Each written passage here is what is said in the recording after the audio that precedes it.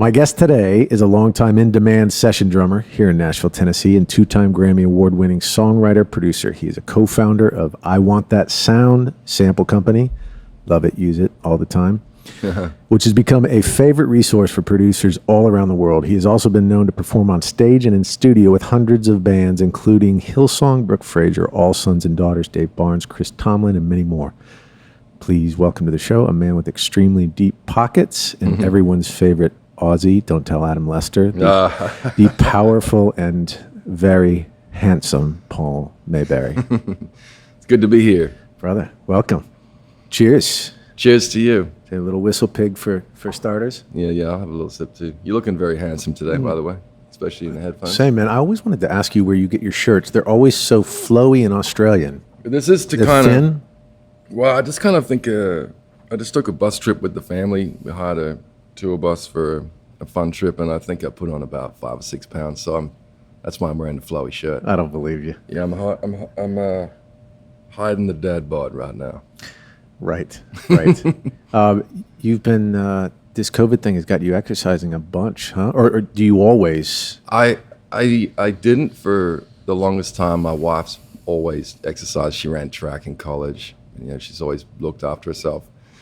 And so I woke up one morning after seeing a video of me jumping in the pool. I looked like a jellyfish or something. That'll do it. Yeah. And I couldn't believe it. But it was the best thing that happened. And then I just started, every day I wake up, I don't eat anything. I just go straight to exercise. Used to be the why.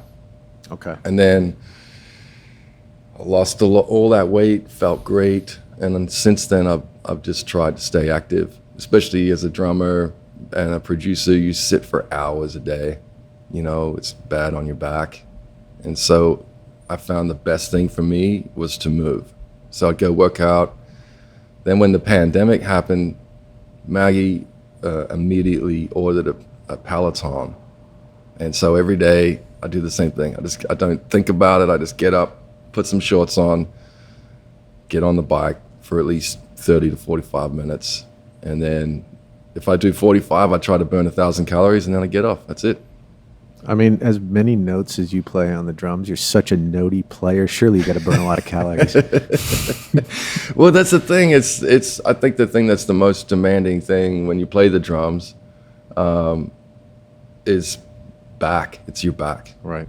And so the only thing that kind of takes the pain, the only thing that really works is for me is to warm up and then stretch, and then for the rest of the day, I'm pretty good. You've always struck me as a guy with good posture. We were just talking about posture actually right before we jumped on. But did you always have good posture, or did Maggie's force you to? Yeah. Maggie's helped me with that core strength. It sucks. The worst exercises, out of all, athletics, I think anything that like the plank, all that horrible stuff. But it helps. It helps. Yeah. I gotta say, your beard with every day gets stronger. It's the music industry. Just when I landed in Nashville, I didn't have a gray hair. Now I'm just, I'm like skinny Santa. You're so good at creating hooks that you actually found a way to make your beard a hook. Yeah, well, it's funny. The only thing that actually causes me to cut it off is the beard community. When you have a beard, there's this community. You walk into a cafe or into a bar, and then a guy with a beard will look at you and go, nod. Strong, nice beard, yeah. And so every now and then it just gets a little much, and so I just cut it back just to be normal. I feel that. I bought a Jeep a year ago, and I'm horrified by the Jeep community. The Jeep community. I feel like just driving down, you get the 2-finger off the steering wheel, and it's the only time. I love driving the Jeep, but it is the only time I'm embarrassed. Yeah. And it's very difficult to raise those 2 fingers, though I occasionally do. I keep the beard now because if I cut it off, it horrifies everyone in my family. They apparently don't like my face, so I just keep it covered. I still remember the day, and I haven't thought about it for a minute till you talked about your children being horrified by facial hair, but I remember the day I was in the pool in Florida. Yep. And my father walks in the front door after work with a perm. Oh. 80s. That's an 80s strong move right Yep, there. yep. And I still remember it. And we all shrieked. There was an audible shriek, and I think the loudest of which was my mother. But it was, and he had this, shit-eating grin on his face, like he was so proud of it. He had, but mustache, Tom Selleck. I think that's probably what it was. He was watching too much Magnum PI, and he thought Tom Selleck was handsome, so he decided. Well, he is a handsome dude. Yeah. So, Paul, you were telling me before we got on that you something I never knew about you, though I should have assumed, given that you're from Australia. Yeah. You grew up surfing. I did. I grew up going to the beach, and I come from Perth. That's on the west coast. So the sun sets on the ocean. It's like the mirror image of California. So it also has a huge river, very expansive river. And so you would go sailing, windsurfing, all the water sports, and obviously surfing. But it was an awesome place. You'd get to swim in the dolphins, and it was amazing. And you just got back from your family vacation. Mm-hmm. You were out in Arizona, New Mexico? We rented a tour bus because of COVID. They're all just sitting there. Mm-hmm. So we got Robert's brothers to get us a bus, and they actually built us a trailer for the LR4. So we got to take our car, which was absolutely necessary because we took advantage of having the bus and an amazing driver, Mike. And we went down to Dallas, caught up with some family, and then basically surfed the border all the way over to the West Coast. And then we went north. We went through all these beautiful national parks and, White Sands and Yellowstone. We went to Jackson Hole, which was awesome. And it was a very active vacation, In fact, it wasn't really, Maggie, my wife, we actually mentioned it kind of wasn't a vacation. It was just action, We kind of came back feeling like we needed a rest. Yeah, we need a break.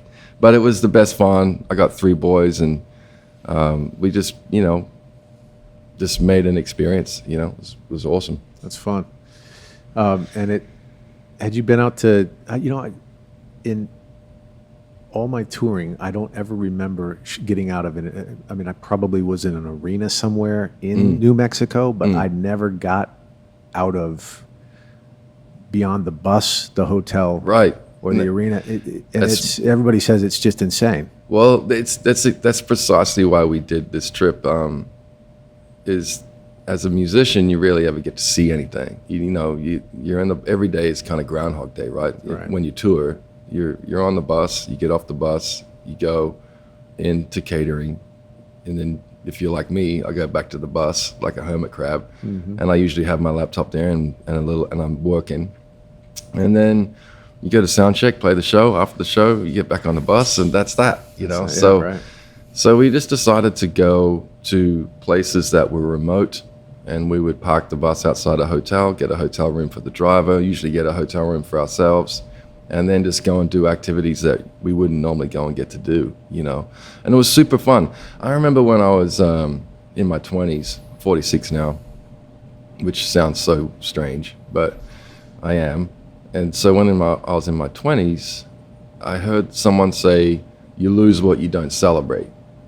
And it's always stuck with me, whether it's your teeth or your wife or your girlfriend or your instrument, whatever. So I try every day to celebrate the things that matter to me. And one of the things that, one of the ways that I thought we could do that on this trip was to force ourselves to experience different things. And it was also an attempt to redefine the tour bus. Because the tour bus has always been a place of work, and in some ways escape. I think there's a lot of broken marriages because of touring, because it becomes for the musician just the most amazing out. There's no responsibility. All you got to do is perform for about 2 hours a day, and then everything else is taken care of. I've always felt your age reverts about at least 10 years when you jump on a tour bus. And you get on the bus and just like, man, okay, all I have to do now is play the drums. That's it. Yeah. That's all I have to do, and hang out with my buddies. And if it's a good hang and it's good music, it's nothing short of euphoria, you know.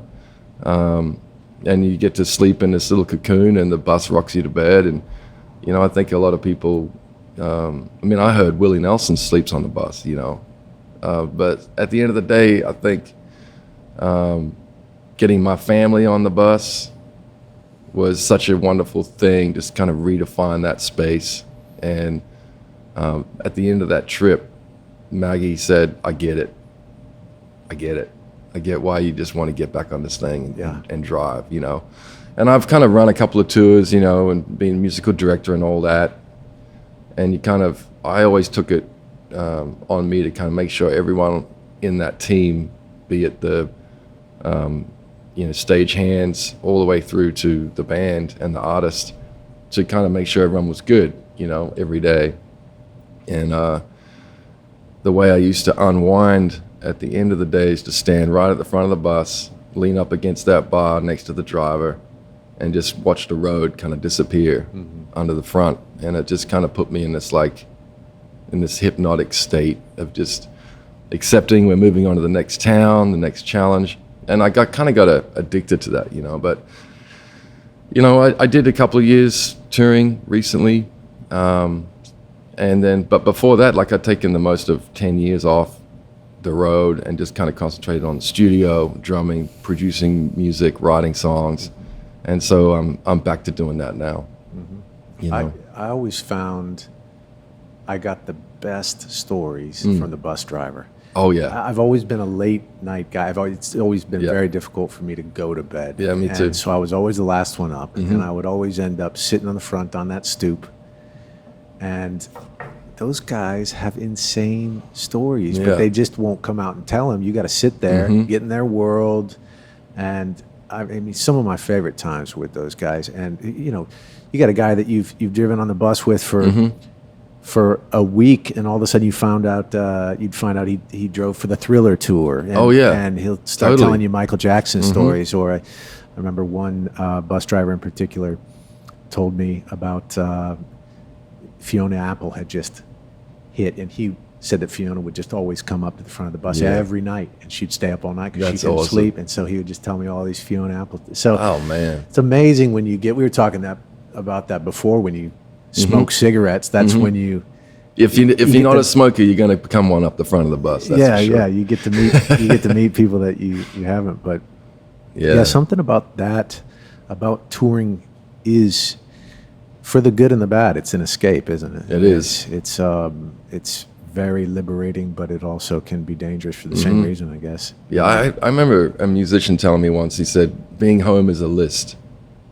It's a list of things to do." Right. And I think that's, if you're a dad and a husband, I think that's sad. I try to, like I say, I try to choose to make home fun. In fact, something happened to me about, I think it must have been 2 years ago, when I kind of was thinking about how can I love my wife better? How can I love my kids better? Because, you know, the music world, the music industry, you're independent, you're your own boss, you know, and it can become all-encompassing. It can become really, you know, a lot for your family to have to kind of deal with, you know. So I remember thinking in that time, what can I do to love my kids, my boys, my wife better? And I started realizing my number one role at home is to bring joy.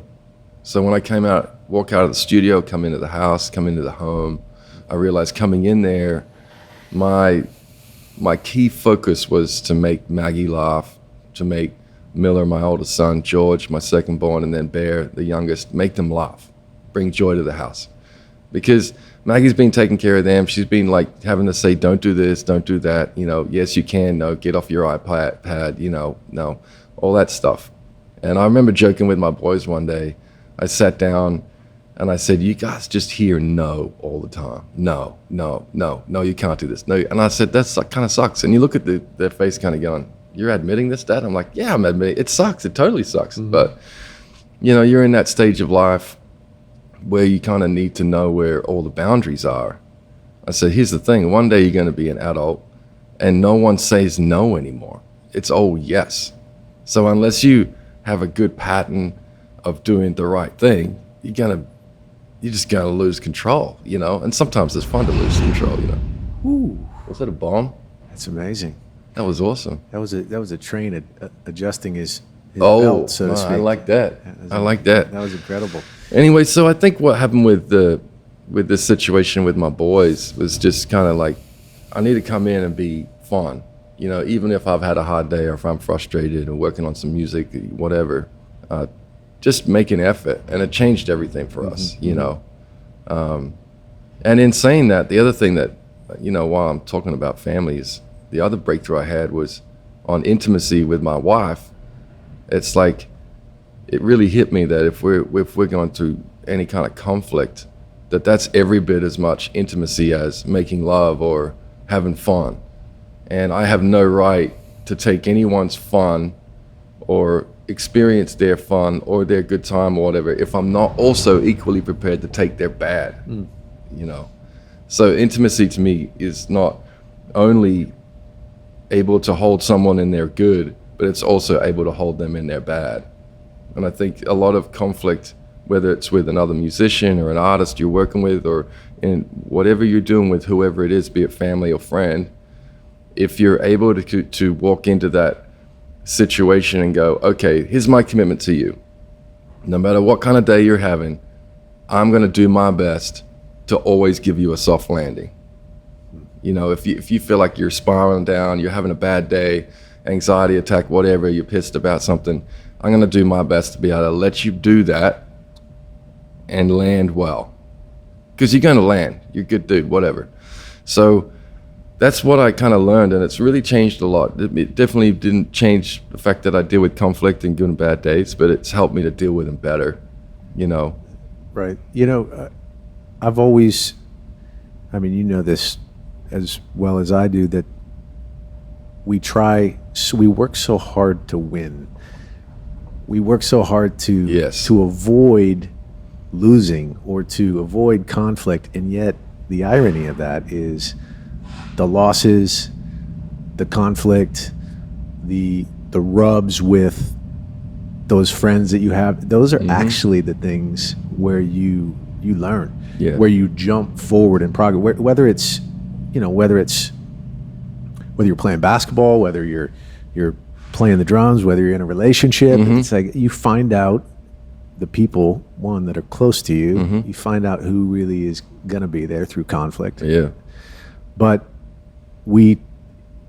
it's always been ironic to me that we instinctively as humans, we try to avoid pain, and yet the pain is actually the thing that gets us where we want to go. Yeah. So it's almost like this opposing the inertia of whether it's safety. As humans, we just always want to become safer. We want to move to the suburbs. You know, you make a little money, you want to get out of town. Typically, I mean, it's switched, I guess, at certain times in history with urban movements, but for the most part, you're looking for this insulation, and yet that conflict that's the good stuff. I think it is too. There's very few successful people, I'd say, that haven't been driven by some kind of conflict, some kind of pain, you know. Right.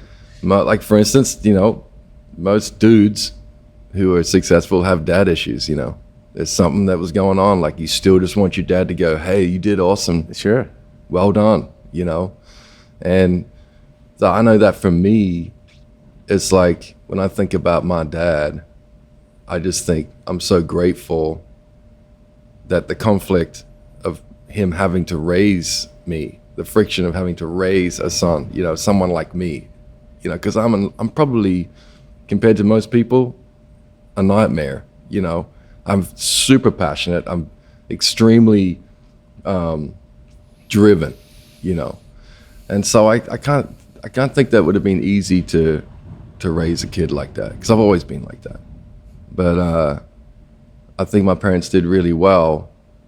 But I think that conflict, when I really kind of break it down, to whether you're writing that song or working with that artist or trying to make a record that says something, and then you look back on it, and I think what you want more than anything is like the people who you love and look up to the most to say, good job, dude. Sure. You know, you crushed that. You know, it's not the fans or the masses. It's not social media. You Right. know, it's the people who matter, you know. Right.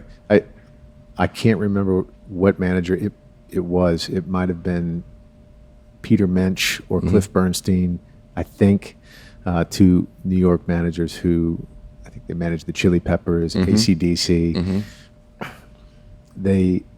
One of those two said to me, it's not a good record unless somebody dies in the course of making it. And he said, if there's not some blood shed, then it's probably a shitty record. Yeah. And I kind of relate to that. You know, Sasha Scarbeck, a buddy of mine who lives over in the UK, and he wrote Wrecking Ball. I remember Sasha and Sasha's manager sitting talking about how that song came to be, and evidently that session was a nightmare. Right. The writing room got canceled. So they were going to cancel the session. Luckily, the manager pushed through and said, I think this is a really good combo here. We need to push through. So he had a bunch of things fall through. They ended up writing in a school, like in an orchestra room, basically where the band would rehearse. And at this tiny little upright piano, out of tune, and the four of them gathered around the piano. And Sasha said after the session, that was the shittiest session I've had in a long time. Cut to, what, a year and a half later, Wrecking Ball. So, I mean... Hell yeah.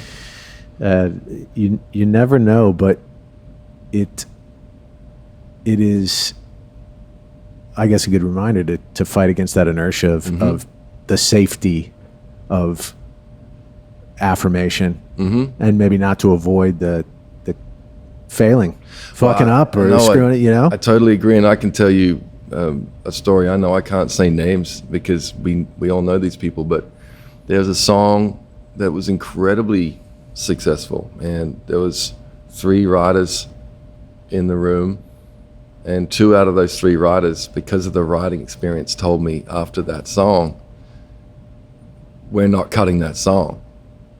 I heard the song. I wasn't one of the writers on this one, and I said, we are cutting that song. You have to. It's amazing. And I said, put it this way, we're going to cut it, and at the end, if you still don't want to release it, go ahead, you know? And it ended up being the most successful song in their career so far. But I'm saying that to say they had a negative experience in the write, like you said, and they went, we don't want anything to do with that song. Yeah, and they still send you a Christmas card and every year. They're happy that they released that song, that's for sure. Yeah. You know, and you know, we're emotional people. We I think sometimes the most important thing to do is, as I was saying, is to understand the good and the bad belong. Like everything belongs just like that. It's a bad day. It's still, you still have to me, to be healthy, you still have to embrace that bad day.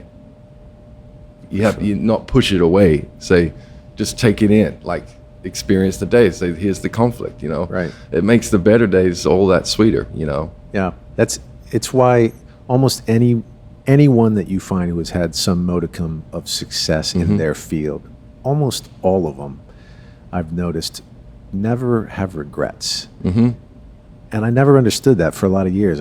How can you not have regrets? Surely there are ways you screwed up, things you've done wrong, wished you could have done it better. Yep. And then at one point it clicked. Well, of course you have mistakes you made, but you don't regret it because those things become amalgamated with the good and the bad, become amalgamated to make your soul and your thing that you have what it is. Yeah. And so you can't ever regret it or despise it. You almost have to push into it, like you said, push into the negative, push into the failures, push into the song where you absolutely screwed up the track and failed miserably. Yeah. The right where you just laid an egg. And And you almost have to push into that to get the benefit of it, you know, because our wins can only produce so much energy. Wins are good, but those losses are what you feel. Those are like when you're home, you're staying up all night with that notepad trying to figure out, how did I screw that up today? I got to figure this out. You know? Well, that's why I love what you're doing here, because you're connecting people who have the same illness, you know. You're this crazy, relentless, never satisfied. Mm-hmm. I've never ever listened back to something I did and went, that's awesome. I'm always like, why did you, what's that about? There's always something about something I'm doing that's frustrating me, driving me to get better. And in fact, I remember sitting on a panel, and I can't remember where it was at or why, but it was a panel full of, great music makers, and someone put their hand up in the room and said, what makes a professional musician, writer, producer, whatever? It was a really good question. Mm-hmm. Kind of hard to answer, but in the moment, I said, what makes a professional musician, be it a writer, drummer, producer, whatever, is on your bad day, when you walk out feeling like you laid an egg, everyone else is high-fiving. Right. Everyone's going, dude, that was awesome, man. Well, man, thanks, blah, blah, blah. And you get in the car and you go, I just want to quit. Exactly. I played like shit today. Right. I had 2 left feet. And especially for drummers, because it's a full body thing. If your blood sugar's down, or, you feel like you drank too much coffee, you just pray to God that they don't want the next song to be a Brushes song, because otherwise you're going to need like, 2 fingers of, a good a stiff drink, So I just like things like that, where I think we're just a kind of a different breed of people. Most artists, most musicians, we just kind of like, most of us wear our heart on our sleeve. We kind of like, we actually can, a lot of us can get to a weird level of intimacy as we talk to each other. I remember the first day I played with a bass player, a buddy of mine, and I haven't met him yet. I've walked in. It was when I first moved to Nashville. I'm at the coffee machine. I'm about to have a sip of the coffee, and he stands right next to me. He's like so close. It was like awkwardly close, and he goes, I once grounded a plane, and I went, what? But he just came out with that. It was like that was the beginning of our friendship, and we've since become really good friends over many years. But it's like, that's how you met Tony? That's how I met Tony. That's how I met Tony. Okay. Yeah. I mean, it was the first thing he did, and I was like, but the second he did that, it was like the balloon was popped. It was like, now I can relax. Yeah. I'm just around a bunch of normal crazy people. He's a master at that too. He is a master at that. I love having him around, because he brings my anxiety level down. You mean because his is so high? Yes. Well, I think anytime you get to, what I'll say this. I think most polarizing people, most people that you think, where the consensus is, they'll be like, whoa, that person can be difficult, or that person can be like that. They're the people that make me feel relaxed. Absolutely. They're the people that bring me down to a level of like, I love life. I love this guy. I love this girl. They're the people who speak their mind, and they say what they're thinking, even when maybe it wasn't the palatable thing to do. But exactly, you're exactly right. I always feel like we all as humans walk around with a projection. Yeah. And so in a sense, it's a mask, and there's a distance between that mask and what we really are. And with everybody, there's a different amount of space between the projection and who they really are. Right. And so we're talking about Tony Lucido, by the way, for those of you who are listening, and he's a legend. Amazing legendary guy. Bass player. I love that guy. I've always said about Tony with regard to that concept is his distance, the distance between his projection or the mask and himself is almost negligible. That's right. It's so there. And so I think when you're around those types of people, I mean, maybe the reason it makes us feel comfortable is because they're instantly popping us out of the projection world into a world of authenticity, which is what we all want. It's what I want. You know, and yet it's very difficult to exist in that, and we almost have to be just kind of like punched or slapped into it. So Tony has a great ability to punch or slap you into that thing. I But totally agree. take a hit of that Makers right there, Paul, thank you. and then pass it over this way. Hey, folks, I want to talk to you a little bit about the sponsor for our podcast, Love Justice International. Love Justice International is an organization very, very dear to my heart. Did you know that 40 million people, as we speak, are living in slavery as a result of human trafficking in our modern day society? Love Justice is an organization that actually attacks that trafficking, and they do it at its most strategic point while it's occurring, but most importantly, before the men, women, and children have been exploited. They're in 19 different countries, and in those 19 different countries, they've worked with authorities to arrest over 950 suspects and have prevented over 24,000 people from being trafficked. This is so very important. So if you get a second, please go to their website, lovejustice.ngo, and for just a couple bucks a month, couple cups of coffee, you can literally stop a girl or a boy from being exploited or enslaved. So once again, take a minute, go to lovejustice.ngo, lovejustice.ngo. Thanks.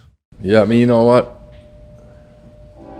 I think that one of the greatest things to me about Thanks, Mike. the musical community is, let me say it like this. I think one of the greatest, God, that's so cool. We're in Tennessee, sipping bourbon, got a train going by. Are you kidding me? I think that as an artist or a writer or as a musician, producer, whatever you do in the music world or anything for that matter, I think the best thing that you can bring is transparency and honesty. And I know not everyone can deal really well with that. I get that, but that doesn't mean we should challenge each other with what's true. Even if you're right or you're wrong, I think you should say what you think. Sure. And I think that you should also be allowed to do that without people taking offense. You know, I think that's what's going on in our world right now that's so disheartening and sad, is that it feels like the consensus is offense. Everyone's offended, and that's not a good environment. You know, that's a hard environment, and I think there's a really great opportunity for songwriters and people who have an opportunity to bring peace and joy and all those things. Just sounded like a Christmas Hallmark card there, but I didn't mean it to. But if we can bring those things in a way that can help people to gain courage to be transparent and honest. Like, if I'm on a writing session, I know I have a reputation about it, whatever. I don't care. I'm going to tell you, I don't think this is a good song. Like, I've actually said to an artist before, I don't know why we need to record this song. I don't think it's... So you can either go away and make it a better song, or I can help you try and make it a better song. I'm not saying I can. We could try. Right. But I think to sit there on your hands and not say something is being nice. No one's served by that. No. And I said this to my boys. I said, there's a difference between being nice and being kind. And I say to my boys, I urge you not to be nice. And I implore you and I encourage you to be kind. Because a kind person, that needs courage. You need to be courageous to be kind sometimes. Because sometimes it's saying to the singer, hey, when you sing like that, it's shitty. Like, you know when someone gets their photo taken and they pull a funny smile or whatever? And they don't know it. But then they laugh and you're like, man, that's a good smile. So I think the job of a producer half the time is helping that person to discover that their smile is awesome just the way they naturally smile.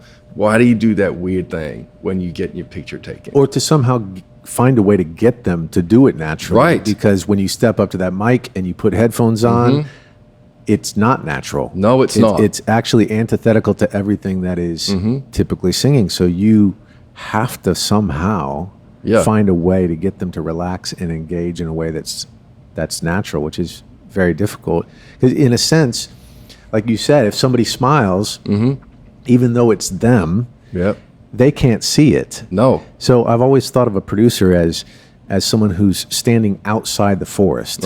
So the artist is in the forest, they're in the trees, right? Even if that artist is an incredible producer, they should never produce their album. Well, why? Because definitionally, they're standing in the forest. As well because said. when you're making an artist, or as an artist, when you're making an album, you're in the forest. So as a producer, you're standing outside the forest saying, hey, there's a little stream to your left. Have you ever thought about it? You can get your morning water from that. Oh, I didn't even see that. Hey, the sun shines right about 4:30. The sun shines on this little kind of clearing over there. Where? Oh, back there to your left. Turn over your left shoulder. Check it out, And you can see things just because definitionally you're not in the forest. So that perspective is the very thing that can sometimes lead them to themselves, or as you put it, the natural smile that they've never really seen, because you don't look in the mirror and smile naturally. You look in the mirror and smile unnaturally. Which somehow you're sitting in there, you got to find a way as a producer to, how do I get this person, when they're thinking about this lyric, thinking about the song, thinking about whether their manager turned in the correct photo shoot for the promo tomorrow. How do you get them to somehow smile naturally, right? And usually most artists are actually, they get behind the mic, and most of them are in the happiest place, in their happiest place on earth. Sure. But it takes them a while to forget about all that stuff and go, oh, you know what? Like, I love doing this. I can do this, and it's, for me, that's the beautiful part about production, is connecting with artists and helping them to be their best self, at least creatively, And, but so much of it's perception. It's how most of our struggle, I think, in society, at least in the first world, is how we're being perceived. And social media is like, it's like the devil's playground with that. It's like how you want to be perceived. And I remember seeing two girls on the beach. They must have been like 16, 17. And they were like holding their camera, doing a selfie, in their bikinis. And then they would do these big cheesy grins and then snap, look at the screen, look to check if it was a good one. They'd do it again. I mean, they weren't even having fun on the beach, but the perception is, we're having so much fun.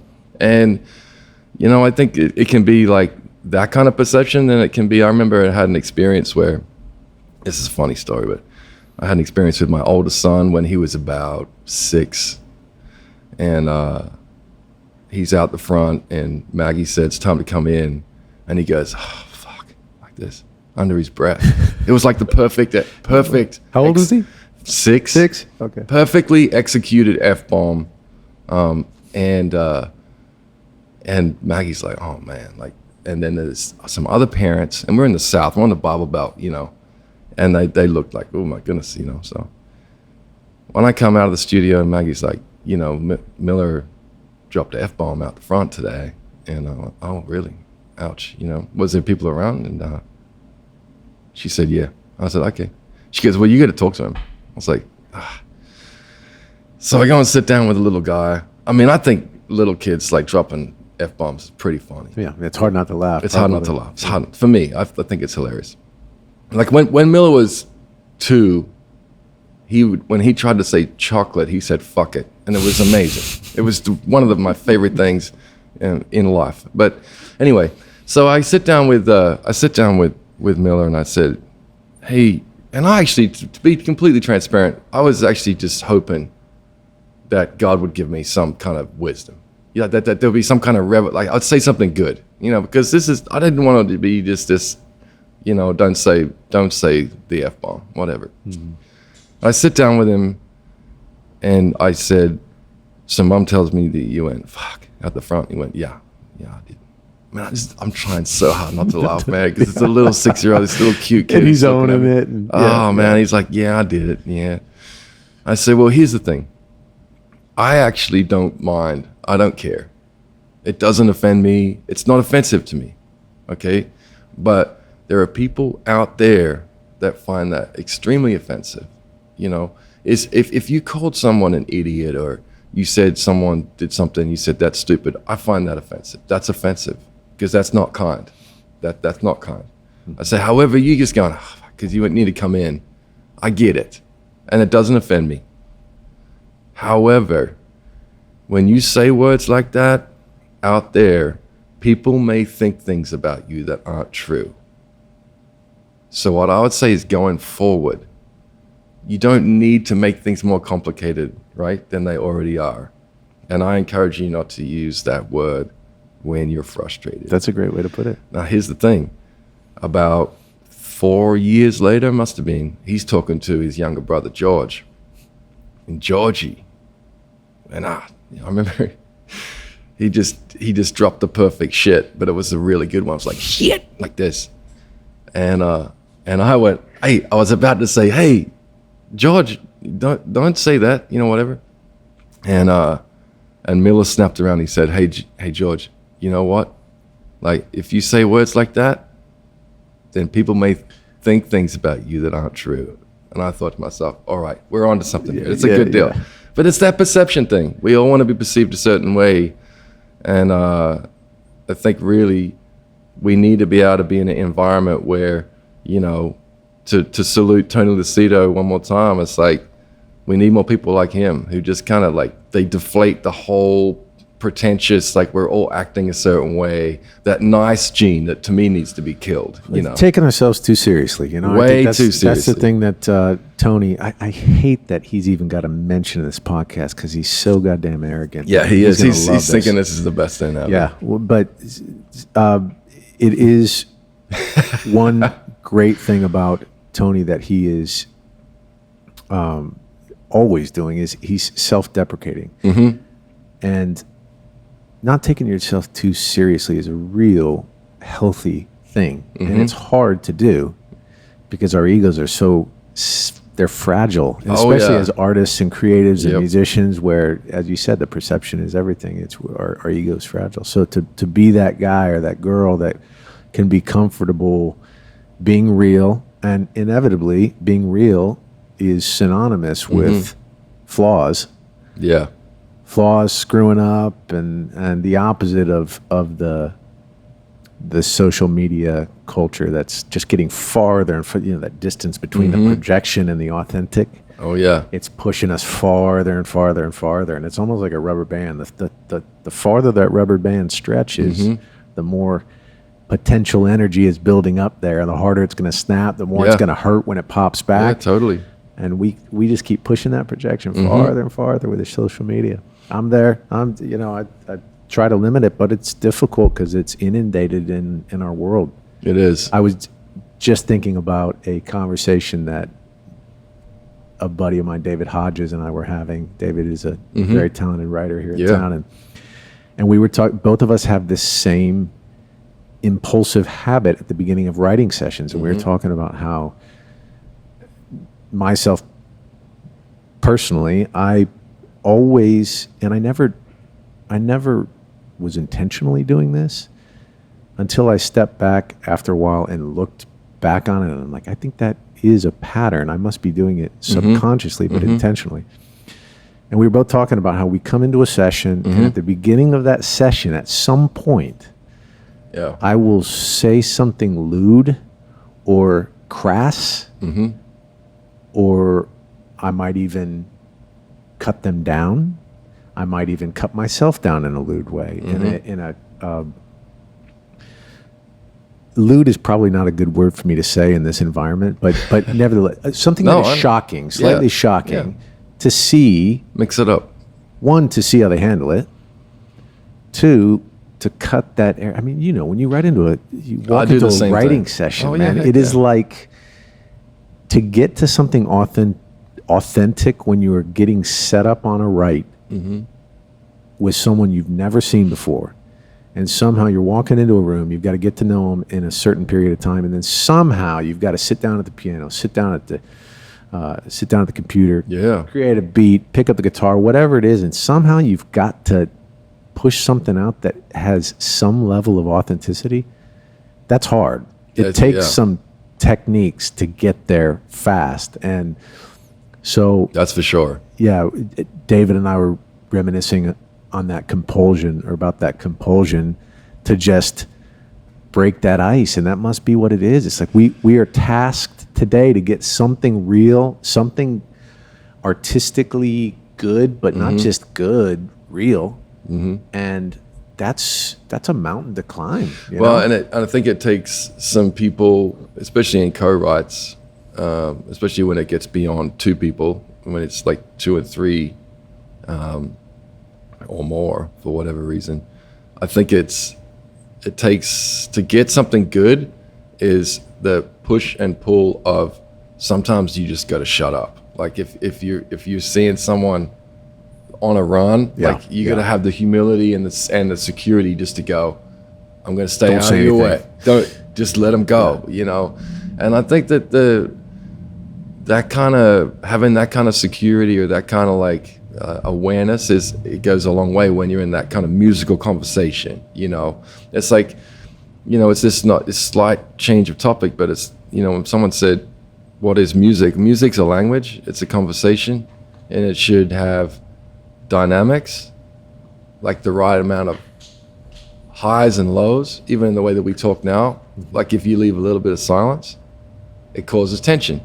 So theme and variation is music. That's good, right? Theme, you create a theme, and then you create variations of that theme. And then you have tension and release. So you create tension and you release the tension. Most of the time in pop music, it's in the chorus. You release that, right? And then you seldom have other examples. They exist, but most music is based on those four principles, or the two principles, the four different things is theme and variation, tension and release, right? And that happens in that conversation. And then what's unique about our experience as artists is while we're creating a song, we're actually in that experience in the room. Like you say something to me, I'm like, oh, hell yeah, man, I remember. That's a theme and then a variation. Right. And then if someone laughs, or if someone says something, or someone says, what are you going through? And they say, well, late last year, my son died. And you're like, whoa, tension. And then tears, release. Hugging, maybe like not trying to continue the write for a little bit just now. We're going to like just sit with this, okay? So do you find that with, we talk about at the studio a lot, we talk a lot about opposites, and it's in a sense like budding bright up against dark, budding aggressive up against serene. Right. So in a sense, you're talking about the same thing, the tension. Do you find that per sound?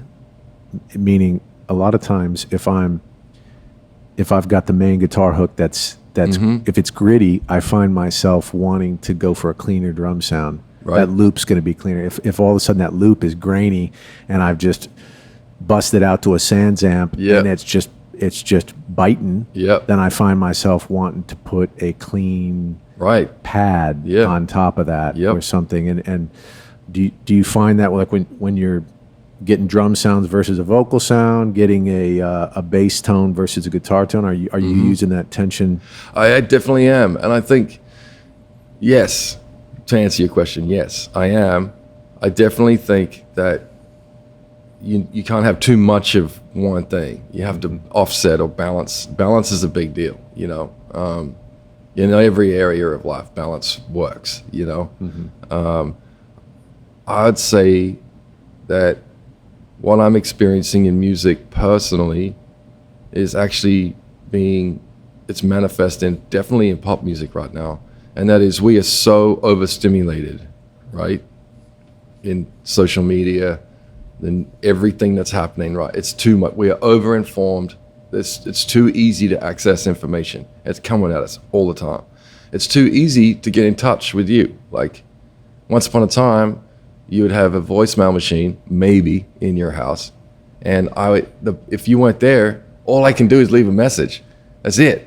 Right. Or even earlier than that, you'd get on your horse and take a couple of days and come see me. Exactly. But by the time I get there, like, I mean, I sure as shit, I'm happy to see you. Yeah, you know absolutely. what I mean? I'm not taking it for granted because it costs me something. Sure. And that's another great thing that I learned. Like, we, especially men, don't value what comes easy.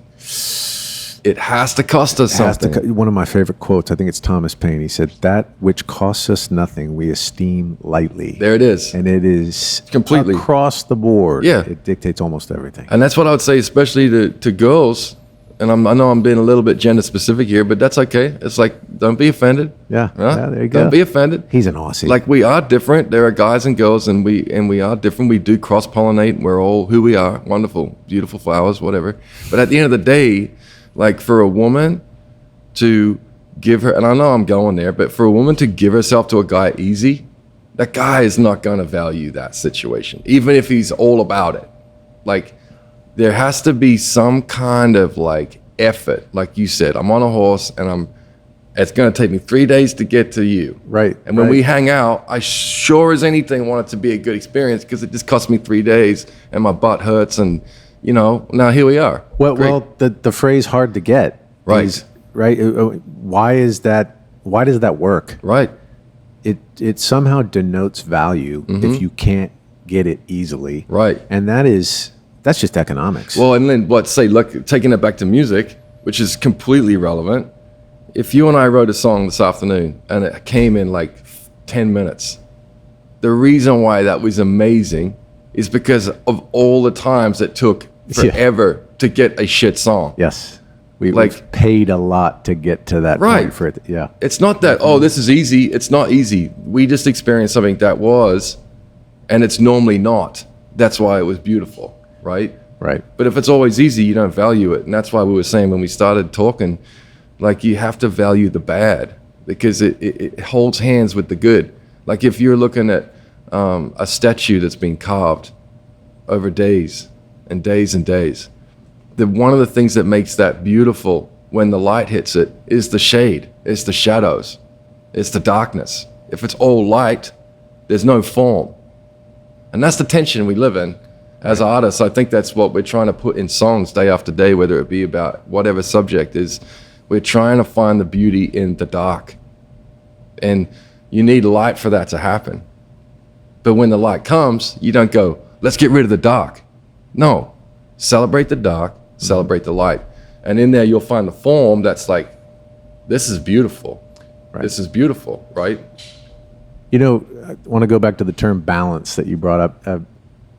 I feel like so many people define the word balance as mediocre, middle, halfway, these negative connotations. I recently started thinking about balance more with regard to the term equilibrium, meaning homeostasis. Everything in the universe wants to come to an equilibrium. So that's an aggregate equilibrium, meaning you can get to that equilibrium. You don't have to use half measures. Right. You just have to, if you've got an extremely aggressive guitar sound, then you may need an extremely clean pad. If you've got an extremely outspoken bass player, right, then you may need a proportionally laid back, soft-spoken drummer. You know? That's the truth. Or even more so than that, let's say someone like you, you're not particularly soft-spoken, but I bet when you're on a session with certain bass players or certain guitar players, certain artists, you change based on what that session needs to be. So if there's somebody that's a quiet, right? If you need to be the vocal one, you're going to naturally feel that. And you probably kind of engage as the vocal piece on that session, right? But if you're with a bass player, let's say, theoretically a bass player, any bass player, and he's taking up that kind of forceful He's thrown down. say, yeah, then you're going to maybe set back. But Yep. I wonder if that's the need for in the universe to kind of rest at a homeostasis, at an equilibrium. I Inside believe a that. track, in a lyric even, it's like the color of the verse sometimes will denote or force the color of the chorus. Right. And well, I know what you're saying right now is the end of the thought that I had with what's going on with social media, and we're over-informed and things. What I've noticed what's happening in pop music is not just within a track or within a songwriter, but within the whole thing right now, what's popular in music. It's so small. The tracks are so small. You'll notice it. Like you listen to the new Justin Bieber. That whole record is very sparse. And I don't think these things are by accident. When you listen to these different songs where people have had the courage to come out, release a song with piano vocal, release a song with with a hollow body into a Fender amp and just sing the dang song. Right. I think the reason why people are responding to that right now is because it's not a lot of information. It's the balance. It's like there's all of this stuff coming at us all day.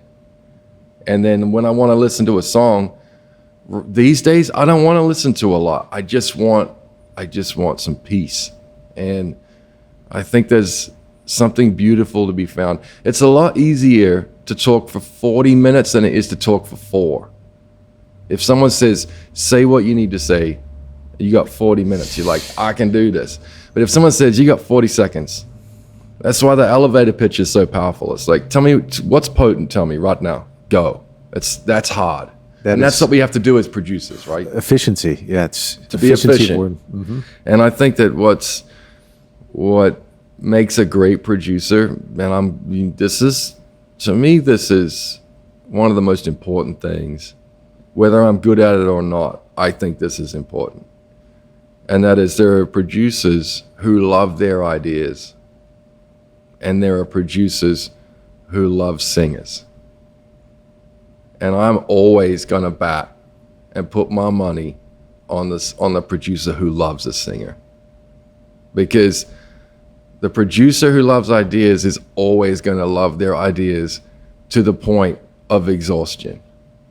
Whereas the producer who loves the singer is going to get that voice right and then only add to their best ability what's necessary.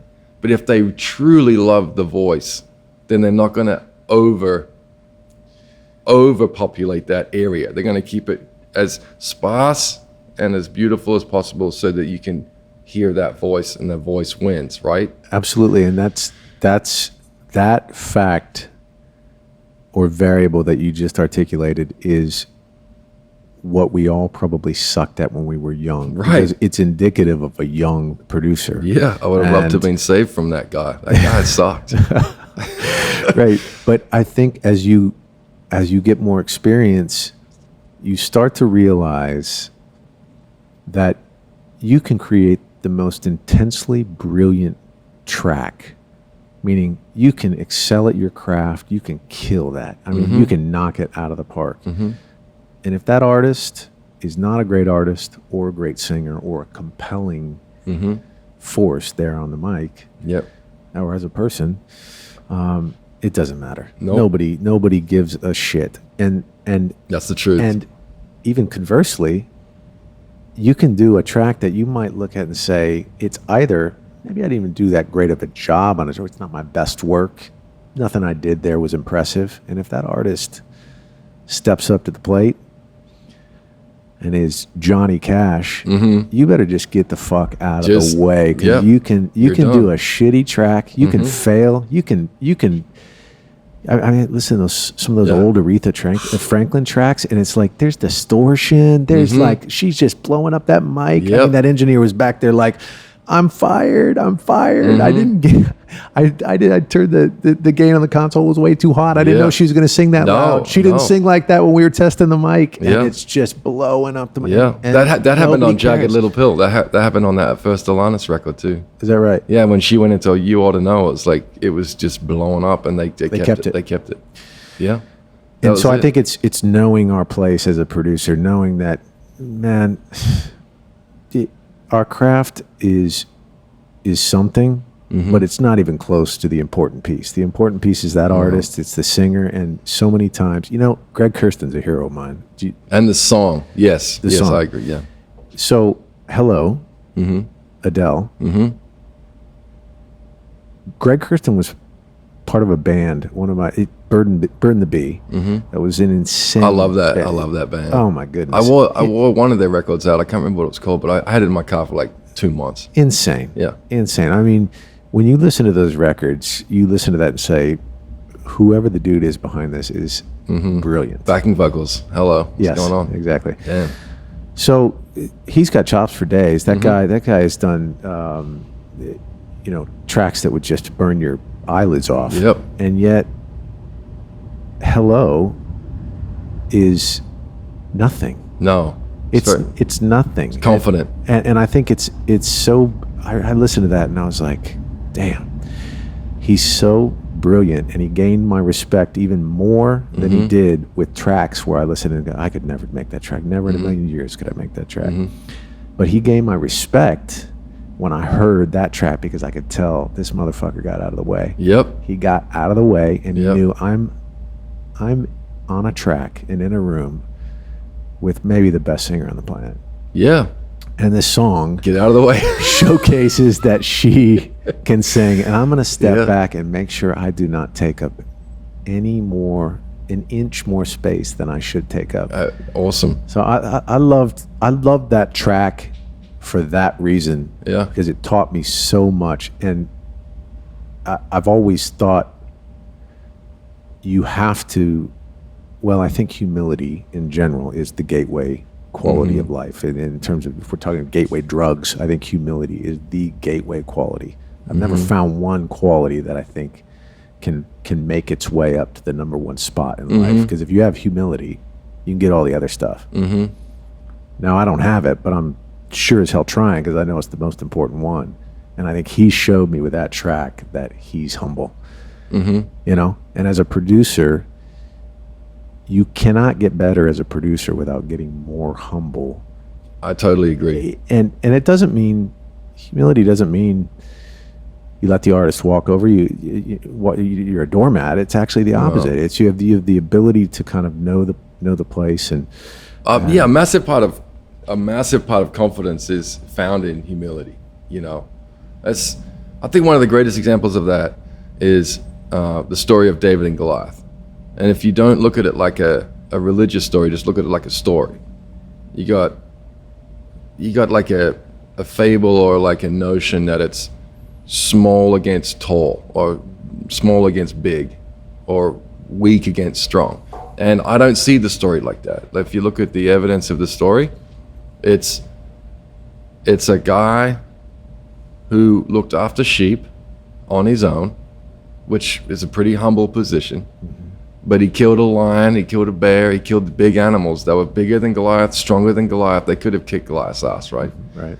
So then there's all these people who are focused on the giant, focused on the problem. They're just looking at the problem all day, every day, manifesting all the feelings and fears and anxiety based on the giant, the opposition. David's out hanging out with the sheep, and he's killing these animals that are way more threatening than Goliath, the giant. And then he has an opportunity. The other thing that's happening simultaneously, he's playing an instrument every day. He's getting really good. He's playing it for the sheep? I don't know. He's not thinking about record deals, I guess. He's just working. But he's the whole time, which is why I think this story is so good for artists and musicians and the like, is because it's all about work. It's all about humility. Humble yourself, work hard, right? And one day, something great could happen, right? So then David gets this opportunity, and he sees this big guy, and he's like, I killed a bear, I killed a lion. This guy's just like a slow target. Right? Because a bear's not slow and needs a lion, right? Yeah. So he takes a couple of rocks and just kills the guy, right? It wasn't a big deal. This wasn't like the small guy like taking a massive risk and trusting God. Like that. It's not about that. Sure. He kicked the giant's ass because he was big and slow. right? This is about a guy who trusted God, but that wasn't the point in the story. The point in the story is he took something down because he wasn't focused on the problem for a long time. He was focused on the answer. The answer was work, like do your reps, get it in, get better, write crap songs so that one day you can write good ones, you know? I mean, going back to your point about writing that good song, it was Yeah. the product of writing 100 shitty ones. Right. I mean, And so, yeah, what I'm saying is when you're a secure producer because you know that you've done good and you even in some ways know that you've done bad and recovered from them, like you sit in a position of strength and conviction. And when an artist comes in with that strength and conviction, it's the perfect marriage. right. It's like, yeah, Adele, I'm going to let you sing, and I'm only going to add what is necessary because I don't need to prove myself. Doesn't need to prove himself. No, Exactly. I don't, because I know I can do this. And I think that when you have an artist come in who's at the beginning of their career maybe and they don't have that conviction, then in kindness, you can help them to learn what it's like to be around someone who has that kind of humility and confidence, like the perfect marriage. Like, I know I can do this. For some reason, I know I can produce, I know I can write. And then every single day, for that little weird moment, most of us experience, we're not going to be able to do it again. Like, we suck at this, like blah, blah, blah. But that's being able to overcome that voice every day is that thing that sets you apart to me. Like, that's the thing where you're like, I don't need someone to tell me that I'm good at this. I know I can do this. I know I'm meant to be doing it. And then you help everyone that you come in line with, everyone that you work with, you help them to understand the same thing. Absolutely. Those reps, that's why those So reps are so important. Second to none. Because if you have the reps, then you're already so far beyond being able to kind of carry the task out. Mm-hmm. Now it becomes more about the dynamics of the actual situation, and Agreed. And it becomes automatic. Mm-hmm. But there's no shortcut for reps, man. There is no shortcut. There isn't. And you know, even with my guys in the studio, I've always told them, hey, get your reps, even at a time like this where everybody's, I haven't written a ton during COVID. Mm-hmm. You and I talked a little bit about this, Mm-hmm. but I do think for a lot of these young writers to get these Zoom writes in, you know, write your face off. Just write. Yeah. You got to Just keep writing. There's no shortcut. You've got to get. The longer you wait to get those reps, Mm-hmm.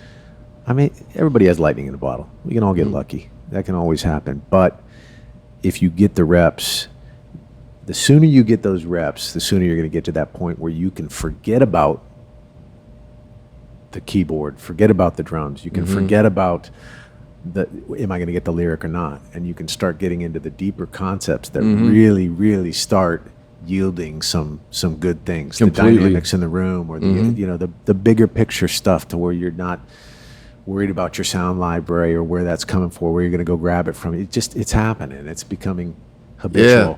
Well, I mean, I think, and you know, I don't know, it's coming to mind right now, but Adam Lester, you mentioned him before. Like, I think that he's one of the best guitarists on the planet. Yeah. And if he picks up acoustic guitar, picks up whatever electric guitar he picks up and plays, he just like, man, all you hear is the reps.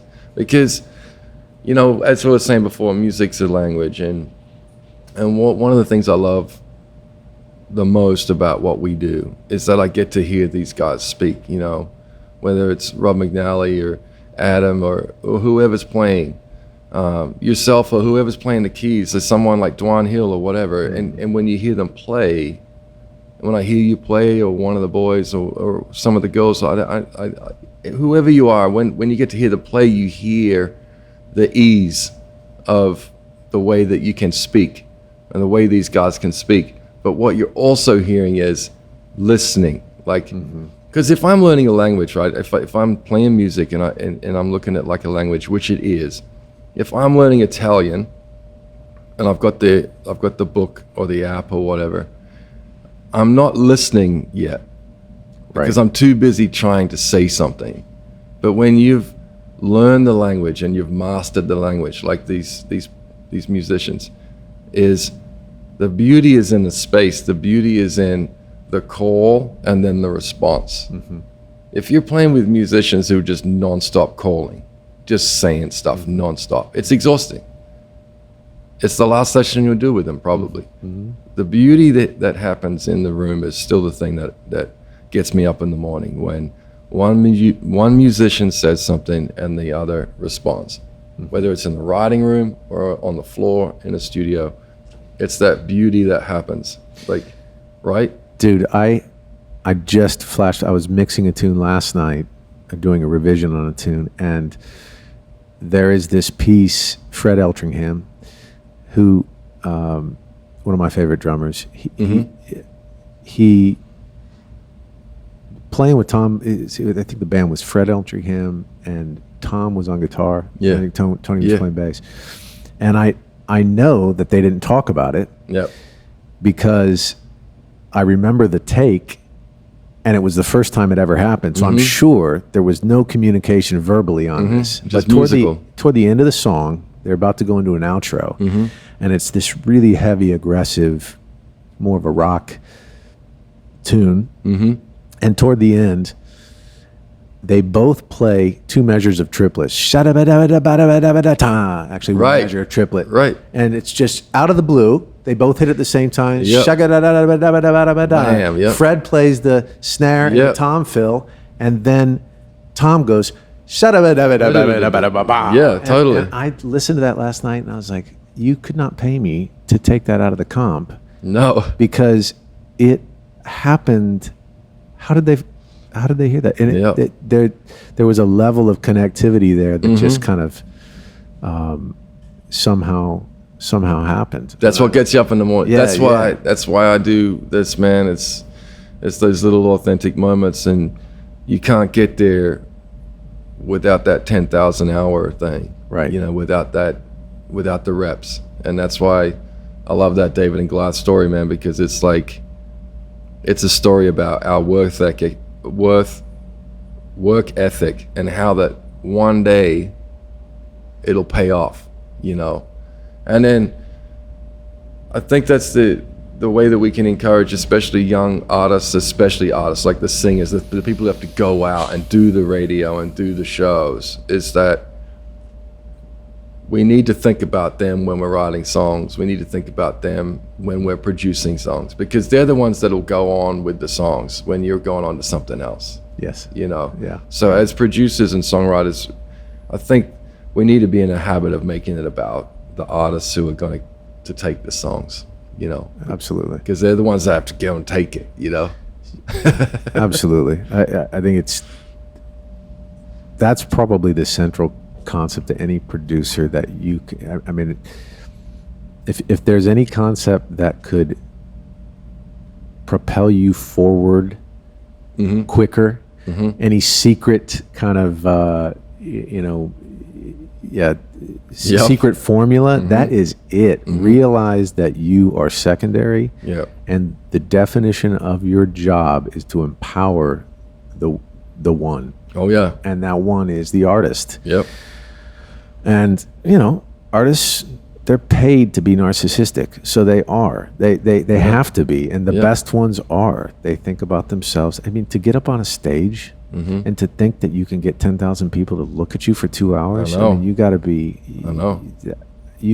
That's impressive. A special breed. You got to be a special breed. Yeah. But the point at which a producer can graduate to that conceptual thinking or understanding that the artist is all that matters. Yep. That vocal is all that matters. That's, I mean, to jump back to your point, I think it was brilliant.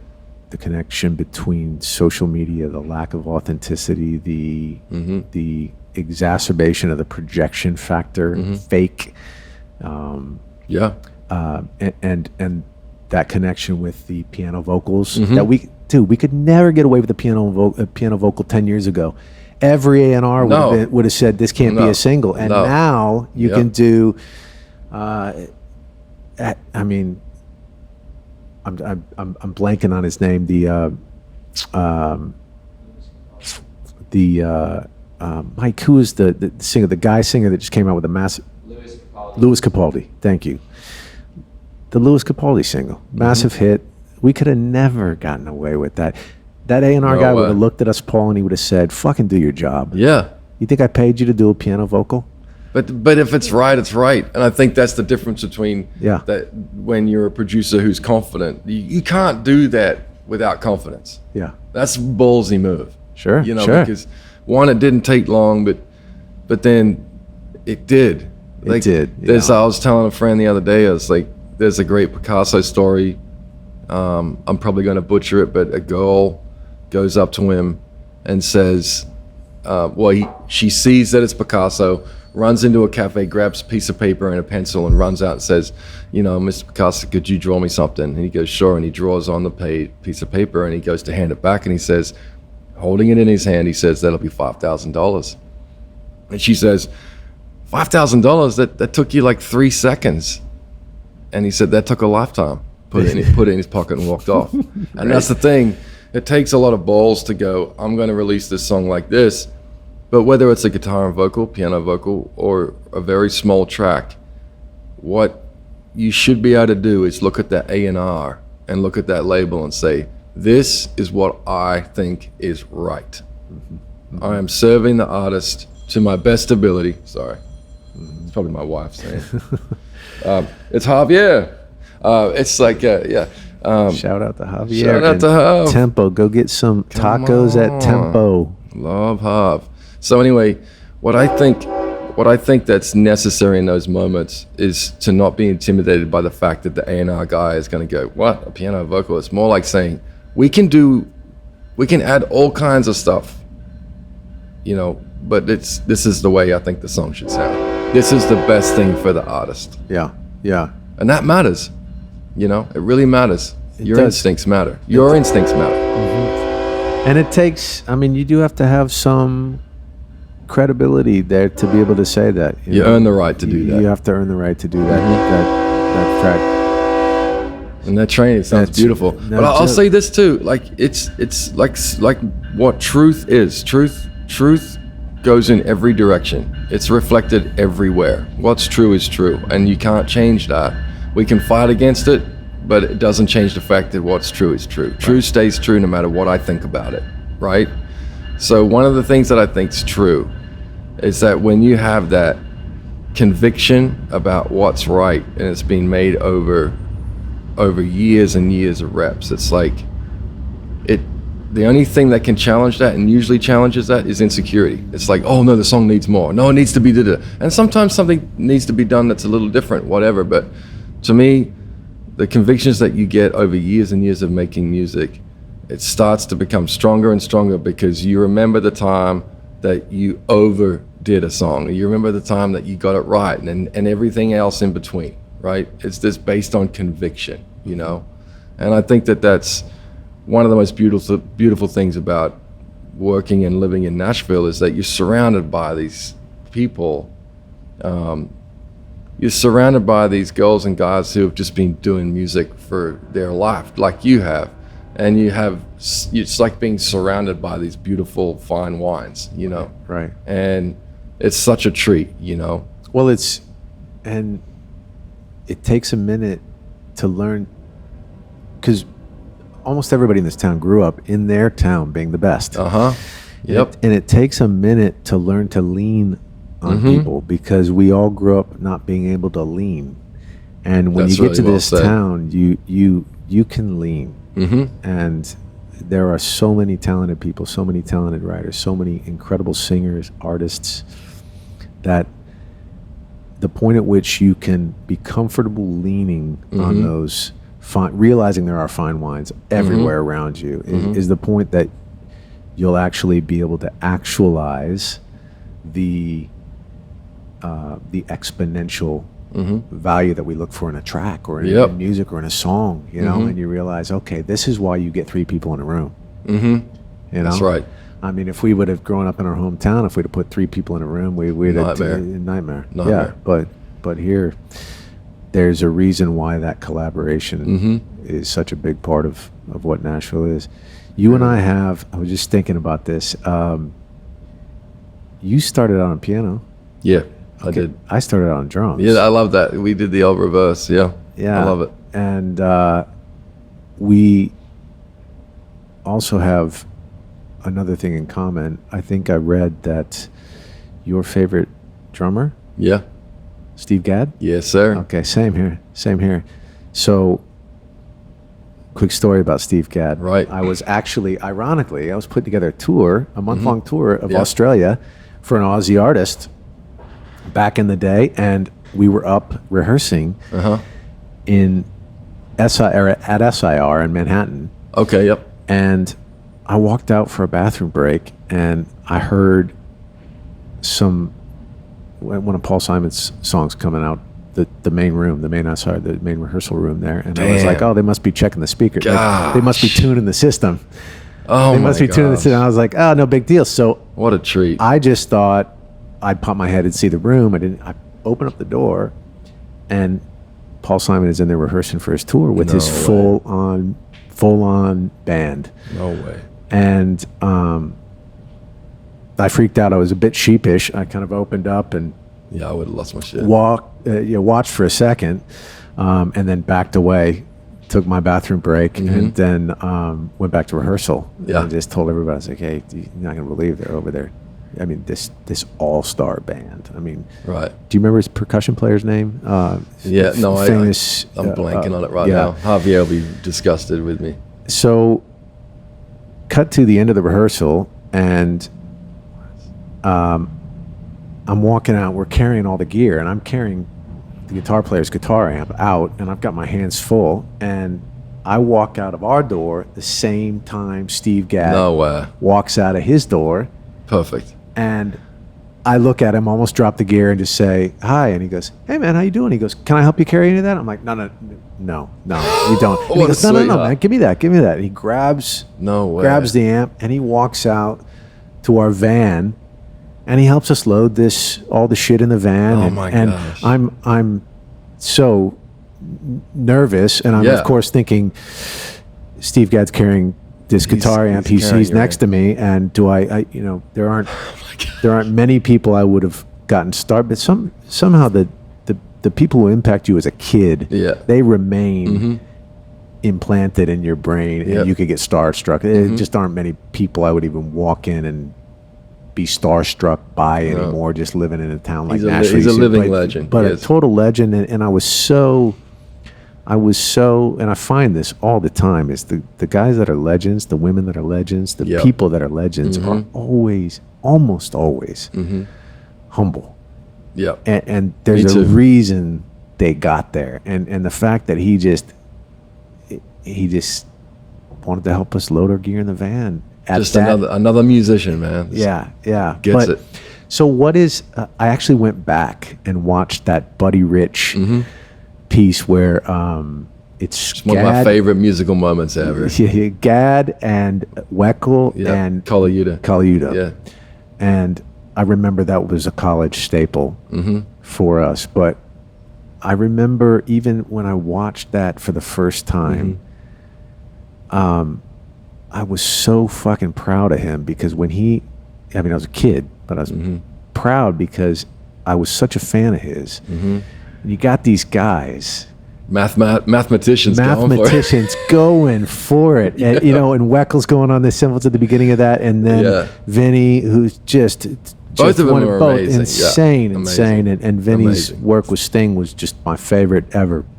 But then Gadd just lays down the groove, and I've always felt with him, and the reason why I wanted to bring this up is, one, because it's your favorite drummer, but because you've always reminded me of Gadd. Oh, goodness. Thanks, man. For two reasons. If I had to say, if I had to say one word to describe each of those three drummers, I would say mathematical for Weckl, dexterous for Vinny, and then heavy Oh, yeah. for Gadd. Goodness gracious. And I've never really been able to quantify what that is in a drummer, but there are two things that he has, and two things that happen to remind me of you. Heavy and feel. it's very difficult to listen to Steve Gadd and not bob your head. You just instantly He makes it feel so good. you move, and so there's something about him that's heavy, and it just feels good. So when he started playing in that Buddy Rich show, I thought that is the perfect beat he could start with, because he didn't.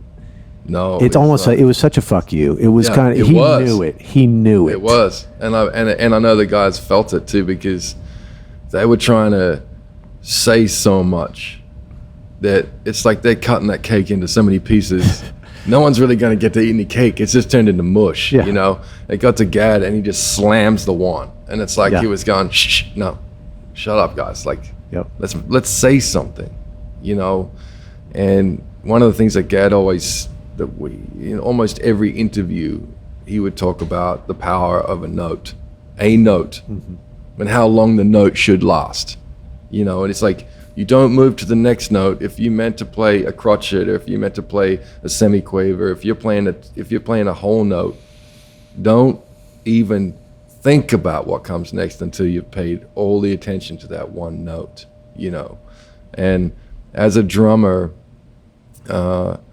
he always just showed me the way to say something that means something. Like, don't just be like spraying stuff out there, you know.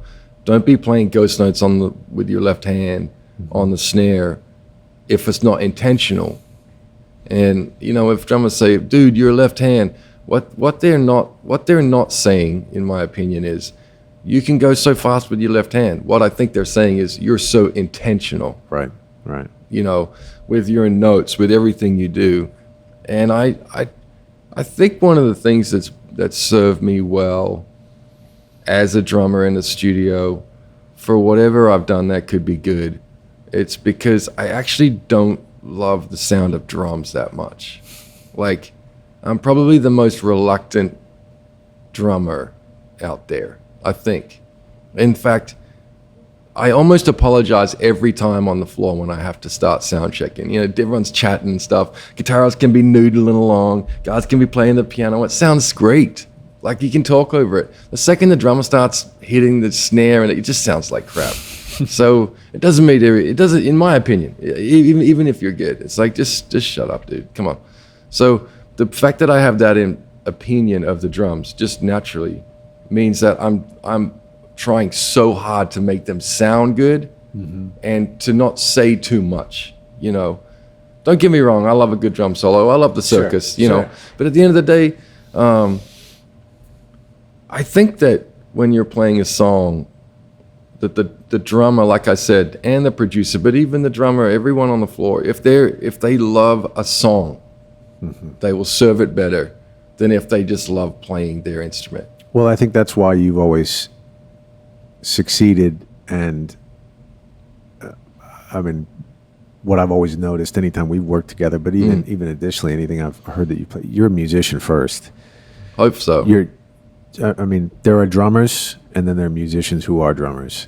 And if you're a musician first, then your drumming, or your when you pick up a bass, when you touch the keys, it's just another vehicle. It's just another conduit for that thing that you have. And if you're a drummer first, if you're a keyboard player first, if you're a guitar player first, and then a musician, you're going to always be limited to that conduit, to that mechanism, and to how a drummer thinks, you know. But when you're playing drums, you're listening to the bass. I mean, that's why you're a great producer, and is because you're listening to the arrangement and the coalescing of the parts, as opposed to just, I'm a drummer, I'm going to do my thing, and I'm going to prove myself here. But you're serving the song, serving the artist. And so, yeah, for players, and I think that's what I've always, going back to Gadd, that's what I always loved. Is he serves that song, you know, and granted, he could do it all. He could do it all. Yeah, right. He could do math all day. He was a rudiment genius. Yeah.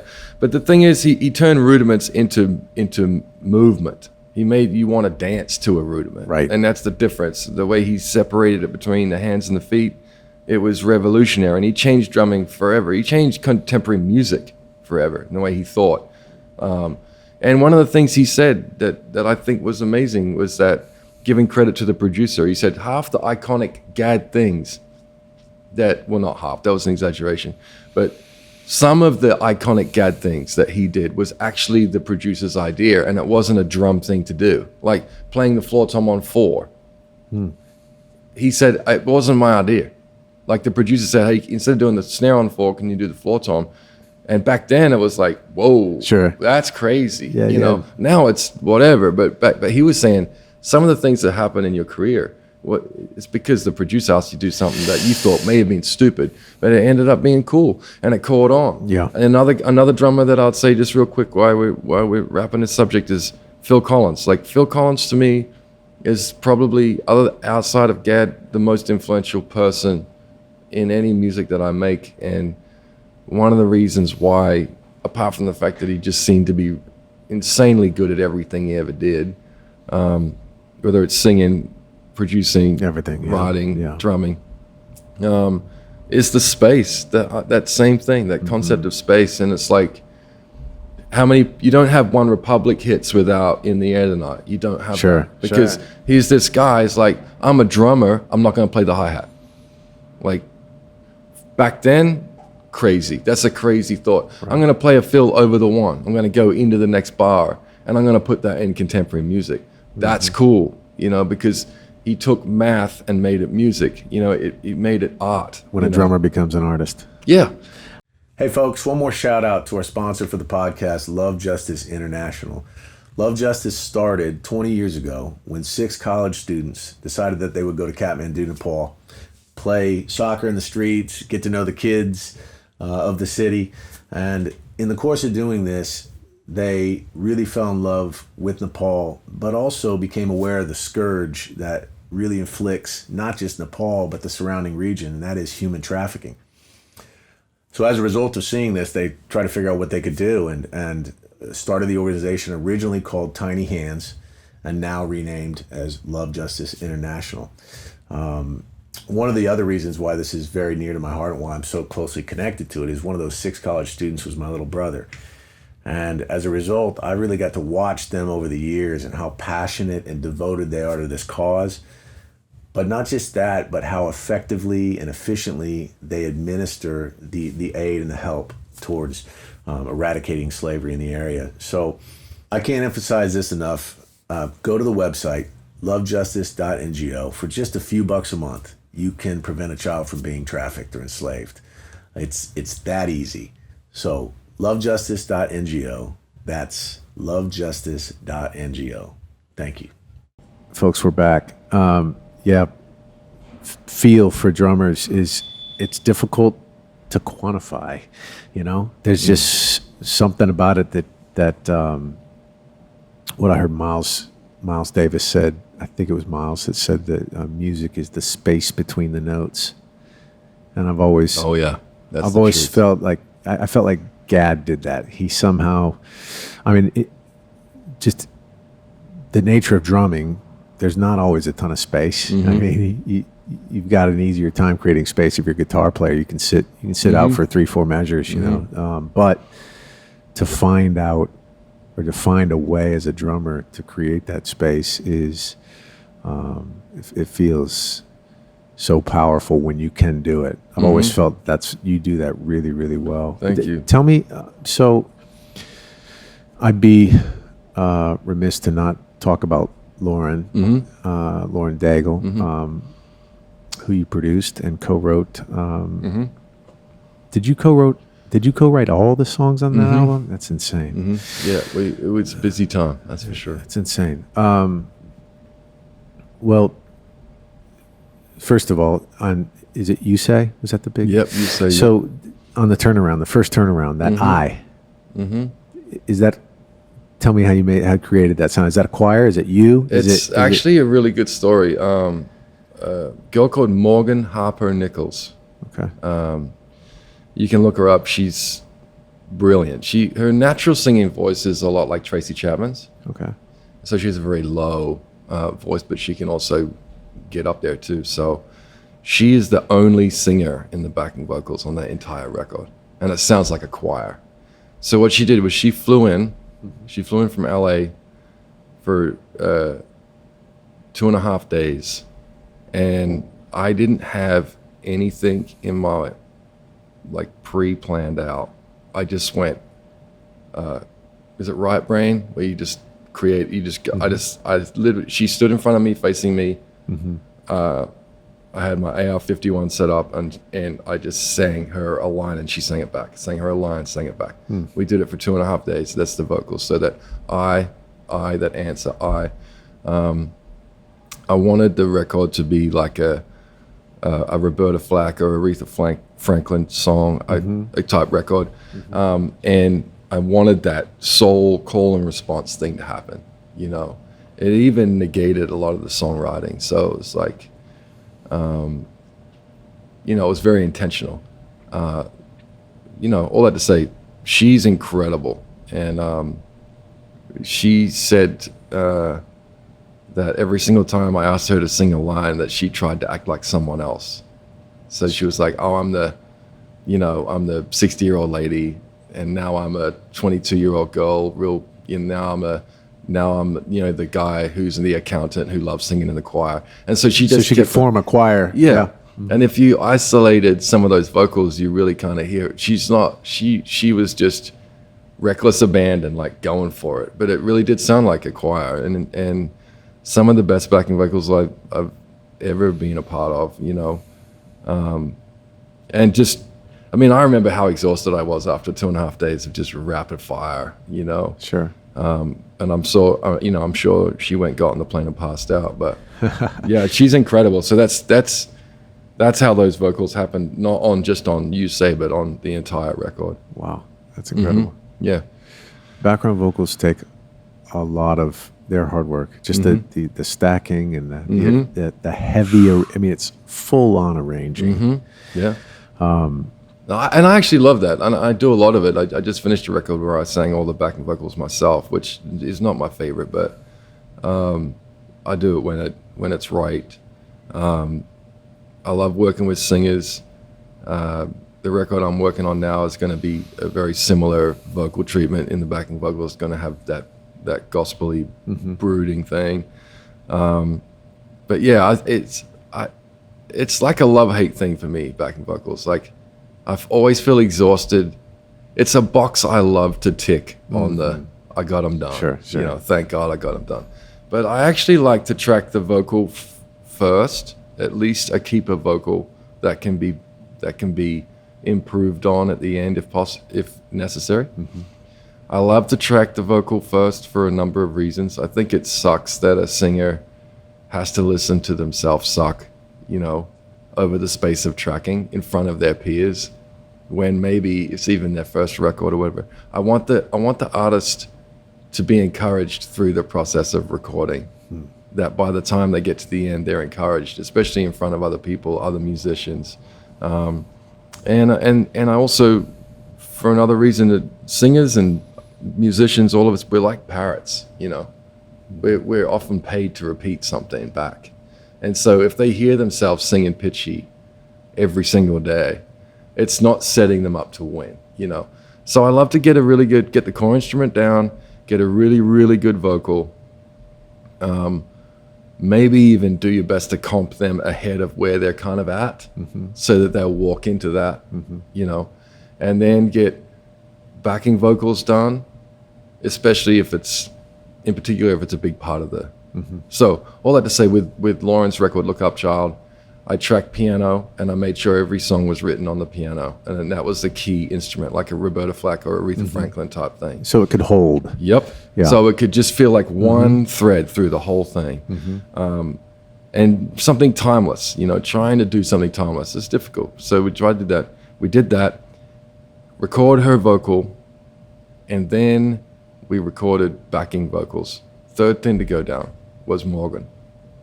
Then after that, I did string arrangements with my brother, who's a really good composer, and we tracked strings at the tracking room, which is sadly no longer. And then from there, we actually had a record. And prior to doing all of that, I said to the label, and I was grateful that they were willing to do it, But I said, I don't want to give you any production until we sign off on the songs, because I want all the energy to be on the songs. I don't want to talk about the drums in the second verse. I don't want to talk about the hook at the top. I just want to talk about the songs. Because you can get faked out. You can get totally distracted, and, Yeah. and you can be like, oh, this is so cool. And then the thing that you didn't adhere to or work on the most was the song, right? So you start to realize in history, when you listen to music like the Hey Ya song, that Outkast song, it's like, it's an incredible song. But it's like that, you said that light and dark. It's this incredibly kind of sad or hard message over just a ditty, like a party, you know. And it's genius, you know. It's just genius. So anyway, but if someone sits down in this bar tonight and plays that on acoustic, I mean, you'd be like, try not to cry. You know, it's a beautiful song, really well written. Right. Anyway, all that said, so on Lauren's thing, I got the piano done on like 13 or 14 songs with Jason and with Lauren, and the label signed off on them, and we were off to the races. But even then, I'm a drummer. I didn't touch the drums until we could have released the record, really, in my opinion. Piano, vocal, background vocals, and strings. It's awesome. So, you know, I think that sometimes as a music maker, I like to even in the process say what's the most important part. Like to say, well, not sometimes, all the time. Like I love to get the main instrument down, the vocal down, and go, is this a good song? You know. Have you ever heard of Feng Zhu? Yeah. So I've been so affected by his teaching that he was an industrial designer for John I know Lucas the and name. all that. I don't know anything about Fang Zhu, but I've heard the name. Singaporean artist, not musical. He's a drawer. Right. And he worked for John Lucas on all the Star Wars stuff. Wow, that's how I know the name. Okay. And he kind of became John Lucas's right-hand guy because he was so talented. So Fang has started a school in Singapore for all these artists, these industrial designers. And from that school of 60, 70 students, he's evidently extracted the best for his team that he now has a production house. But Fang, to his credit... So he designed the spaceships and things? Or? Yeah, all that stuff. He drew them before they were ever computer graphics. X-Wing Fighter is one of the coolest things ever. Right. Yeah. So Fang talks about concept, and he talks about, well, going back to something that you said earlier in the conversation, the difference between being talented and being a professional. He said everybody's talented, but to be a professional is craft, and how do you find a way to do it when it counts, do it efficiently. Yep. So he talks a lot about that, but with regard to concept, he talks about on a drawing deciding what is the most important piece first. And he said, if you're a good drawer, everybody's a good drawer in his position. Anybody that comes at school is a good drawer. They're talented.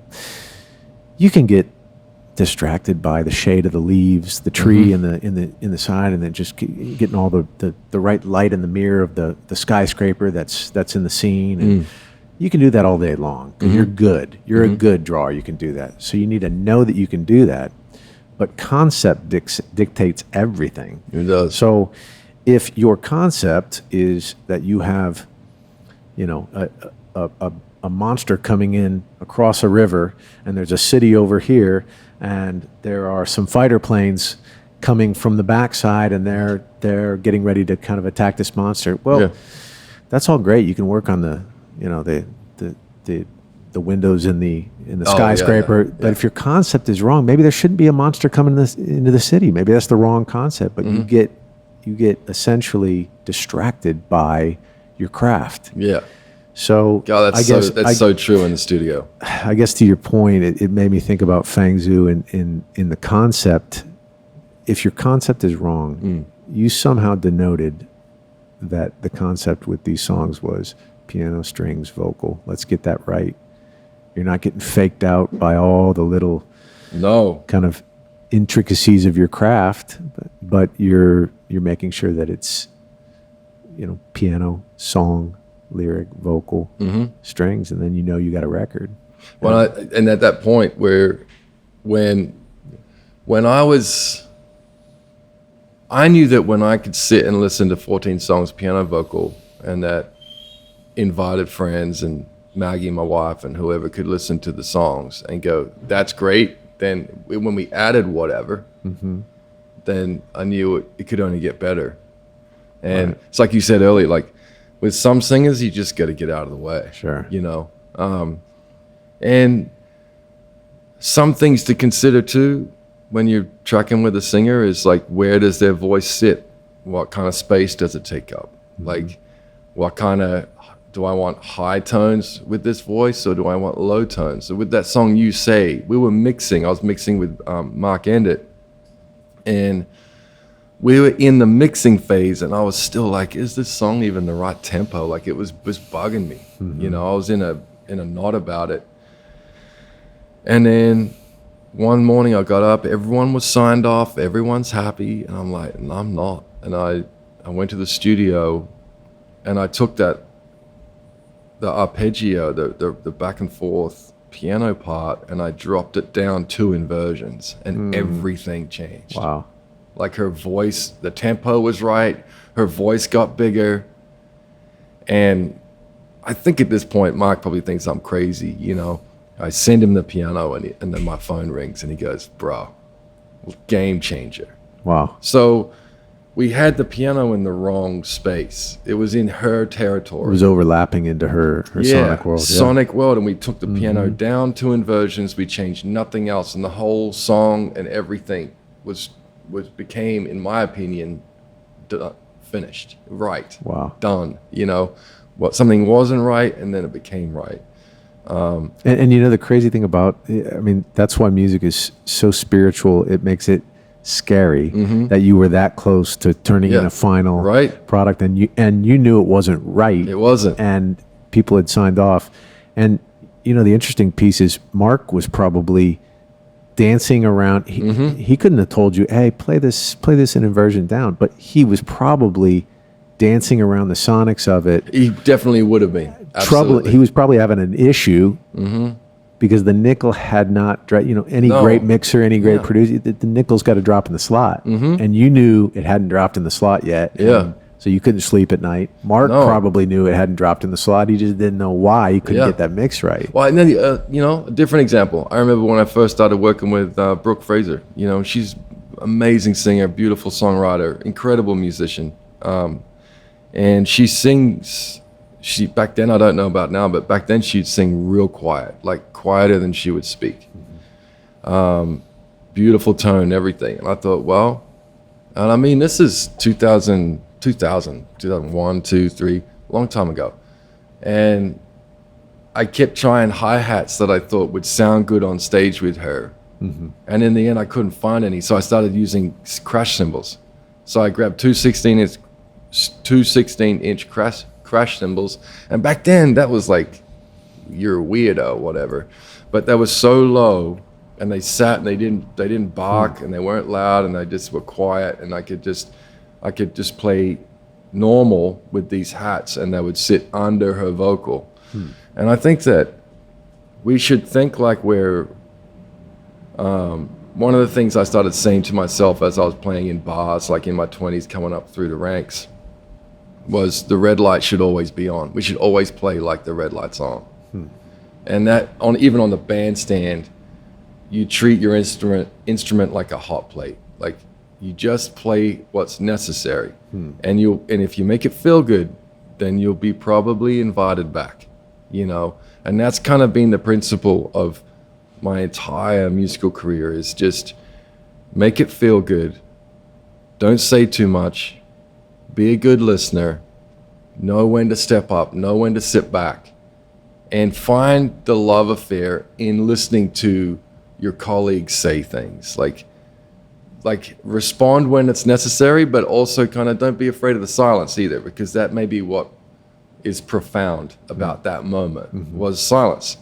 And so I'm still trying to do it today, just the same as I did when I was in my 20s. And I wish I could take so much back and redo it, you know? I think that's the agitation that keeps you going. That's the thing that keeps you wanting to grow and get better. It's all the things you didn't get right. You know, it's like that great Jordan commercial where he just talks about everything he failed at, every single time he missed, all those things. It's like undeniably the greatest basketball player of all time. How do you balance it? You hinted at this at the beginning of the podcast, but how do you balance, like you said, that's the thing that keeps us going. Mm-hmm.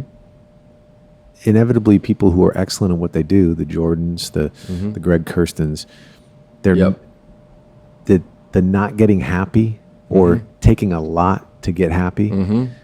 Just not being able to sleep at night knowing that if something's not right about the piano, something's not right about the track. That lack of contentment or that lack of being satisfied is what drives you to be excellent. But at the same time, it's the very thing that keeps you from being content, which I've found in our world when we're constantly, I mean, I can't listen to anything I did. The minute it's mixed, mastered. I know. I listen to the mastering just enough to where I can feel like I've been responsible as a producer to put my ears on it. Yeah. But I can't, it's very difficult for me to go back because all I hear is the things that I've done wrong. And so I feel like with our job, when you start getting a little bit older and you start thinking, hey, life is actually about happiness or contentment, and yet everything in the way that I've dictated my craft is about not being content. Yeah. So how do you, those to me, they seem like two things that cannot fit. You can't, is it just that you get to where you've accomplished enough to where you're like, I'm okay if I'm not pushing myself to a point, I'm going to sacrifice a little bit here in order to be content? Or is there a way that maybe is a third way that we're not seeing it correctly? And contentment can actually coincide concurrently with drive and never being satisfied until it's right. How do you balance those things? Oh man, that's such a good question. I think the tension is a gift. That's how I see it. When I was younger, I saw the tension as something I needed to fix, as something I needed to overcome. Now, whether I'm right or wrong, even in just saying that, I'm not upset if I'm wrong. Sure. But where I am right now is where I am, and everything belongs here, the good and the bad. And I think in making music, the tension is the gift. It's not an obstacle. It's like the fact that when you finish a record, you find it so hard to listen to the master is the reason why you'll make another record. It's the reason why you'll write another song. It's this thing in us that is not satisfied. And I actually think that's the thing that sets you apart from other music makers who are content. Yeah. I remember I think it might have been X and Y, but Coldplay made a record to its entirety. They finished it and then they scrapped the whole thing. And then they remade it. But what they actually did, what they said, if I get the story right, is they basically were living the high life, going to all the parties, making the record, living we're rock stars. We're at the top of the food chain. And then they listened to that record and they were like, this is lame. And then they went and put themselves in a house, locked themselves away from all the parties and all the you guys are awesomeness, and made a record. And I think that's kind of what I'm saying is you have to stay uncomfortably comfortable. Right.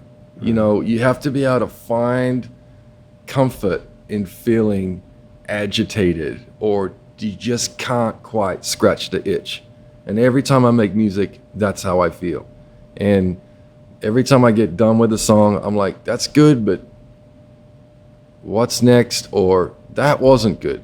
You know, even when I think it was good, I'm like, I need to move on. Maybe that's the answer. Maybe it's the process is actually what it is. That's what we love. Like the journey, right? It's not the final product, because we'll always hear the shit that's wrong with it. But the process is where we have to find contentment. Or that's where contentment lay. I guess that's where we can find it. Yeah. Well, and I think what I get excited to, like, for instance, if we don't do it, right? We're sitting here talking, but what we don't do often is sit down and listen to music. Right. But a couple nights ago, speaking of Adam Lester, he's over, another guy called Dwayne Laring, guitarist. And we just went from song to song to song, and we were like little kids. I mean, it was like we had taken a drug and we're just in this euphoric state. We were on the brink of tears, and then we were laughing. And then it's like, Yeah. and if someone said to me, "Hey, you're about to do this, and this is gonna," I would have said, "Nah, I don't really want to go and sit and listen to a bunch of songs with my buddies. I'd rather just sit and chat." But the second music started happening, it was this like intoxicating reality. And I think that's the thing that we're always shooting for. Like when I produce a song or when you produce a song, we're trying to make the ballad feel like the first time you kissed a girl. We're trying to make that like exciting song feel like all of those moments in life where it became transcendent. We're really trying to put that experience and capture it like in a bottle and then be able to give it to someone else. And every now and then we get close. Right. And whether it wins an award or not, you still feel like, yeah, we got pretty close on that. Yeah, we didn't do it. Yeah, we didn't do it. But the fact that you got close, We got close. that's what keeps you coming back. Yeah. Yeah. And then sometimes you record these singers and then you look at them actually blowing themselves away. I remember when I played You Say to Lauren, the mix, Mark Endett's mix, and she immediately started to cry in the first chorus. And she looked over at me and she went, "I sound like one of them." That's the best compliment. Right? Yeah. I sound like one of them. I sound like one of the girls I always wanted to be. Right. Right. You know? But I guarantee you she's not satisfied, you know? And like any of these great singers or these great communicators of a message, it's like the tension is what sets them apart. Sure. It's not something that I want to ever lose. Or if I see you in, you know, I hope I get to see you a lot more, but if I see you in like a bunch of years and I come back and I'm like, "What are you doing?" It's like, if I'm not making music, it's because the tension isn't there anymore. That's true. Because while it's there, I'm making music. Right. You know, and I don't always walk out to the studio feeling like I want to do it. But I do it knowing that when I get in that seat and music starts to happen, it'll pick me up. It makes me think about, you know, in any love relationship, the lowest level when you know it's over is when there's apathy. Oh my goodness. Or indifference. Yep. Right? I mean, I'd rather be getting yelled at, Me too. be getting shit, just whatever. But because at least you know They care. They still care. Yeah, the current is still there. The Yep. energy is still Yeah, that's there, well right? said. But when you get apathy or indifference, Can't handle it. game over. I can't handle it in anyone. Yeah. I can't handle being around it in any way. Sure. I have to be around passion, and whether it's joyful or anger or Something. sadness. Give me something. Yes, yes. And that's where music still sits with me right now. So I'm involved. I'm engaged. I'm in it. You know, it's like I said, every day's different. Some days I feel like doing it. Some days I don't. But it's the tension that keeps me in. It's the tension. It's the things. It's all this. The gap between where I am and where I want to be. And I think that has to do with everything about making music, from drum sounds to vocal to mixing. I mean, goodness gracious, it's like the beauty of making music, which is in some ways being lost these days, is community and the possibility of something outgrowing you, I think, is the goal. I think what's sad about where music is now, in some ways, it has the ability to never outgrow yourself. You can sit with a laptop and do absolutely everything. Right. And it never outgrows your vision, what you thought it was going to be. At best, you achieved your goal, at best. And that's fine. But one of the things I love about making music in a community is it outgrows you. It outgrows your vision. It comes back with interest. And I think one of the things that you're good at, and any good producer, is cast. You pick the right people and trust them. Sure. Don't micromanage them. Like that great story where I don't know if it was Colaiuta or whether it may have been Picaro. I can't remember who it was, but they're drumming and the whole time the producer's saying, can you do that like Gad? Can you do that like that Gad? And it's like, and he said, yeah, man, can you just dim the lights a little bit? And dude wrote on the snare drum, get Gad, and left. And it's a great story, and I can't remember who it was, but just the whole concept of like pick the right guys, pick the right girls, pick the right people for your song, and trust them, you know, and guide where it's needed, you know, get what you need. But damn, the part of the beauty of making music is the conversation that you don't know is gonna happen, you know. Well, that's the key that you just touched on it. And Mike, you can let them know that they can come in and they can start setting up. Oh yeah. Yeah. We're gonna keep talking, but I love what you said regarding the unexpected, getting something that outgrows you. Yeah. Because I think that's what we're searching for. I remember bringing players in. You know, I started as a programmer and doing tracks, and when I started bringing players in, I knew the beat that I wanted from the drummer. But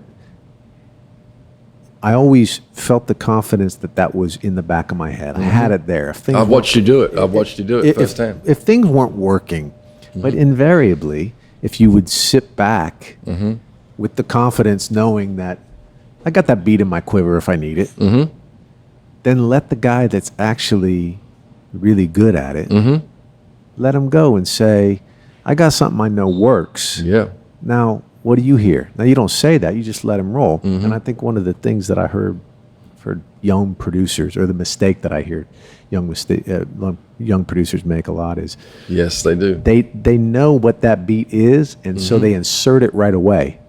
Instead of, if you got it, you're good, man. You're golden. Yeah. Like, it's all gravy at that point. Let that motherfucker, let Paul Mabury, let Jeremy Tito, let Darren King, let them do their thing. Let them do their thing. They're probably going to outgrow you. They're going to do something that you didn't think of. And actually, maybe what happens is it's an amalgamation. I mean, how many times you've been sitting there and you know the beat in your head you want, or the piano part you want, but you let them go, and all of a sudden they come up with something, and you still may even go back to that original part. You're going to add pieces of what they brought. Totally. And it's going to become this beautiful collaboration of the thing that you thought in your head, but then the thing that they outgrew you with. Yeah. You know? So that is the beauty of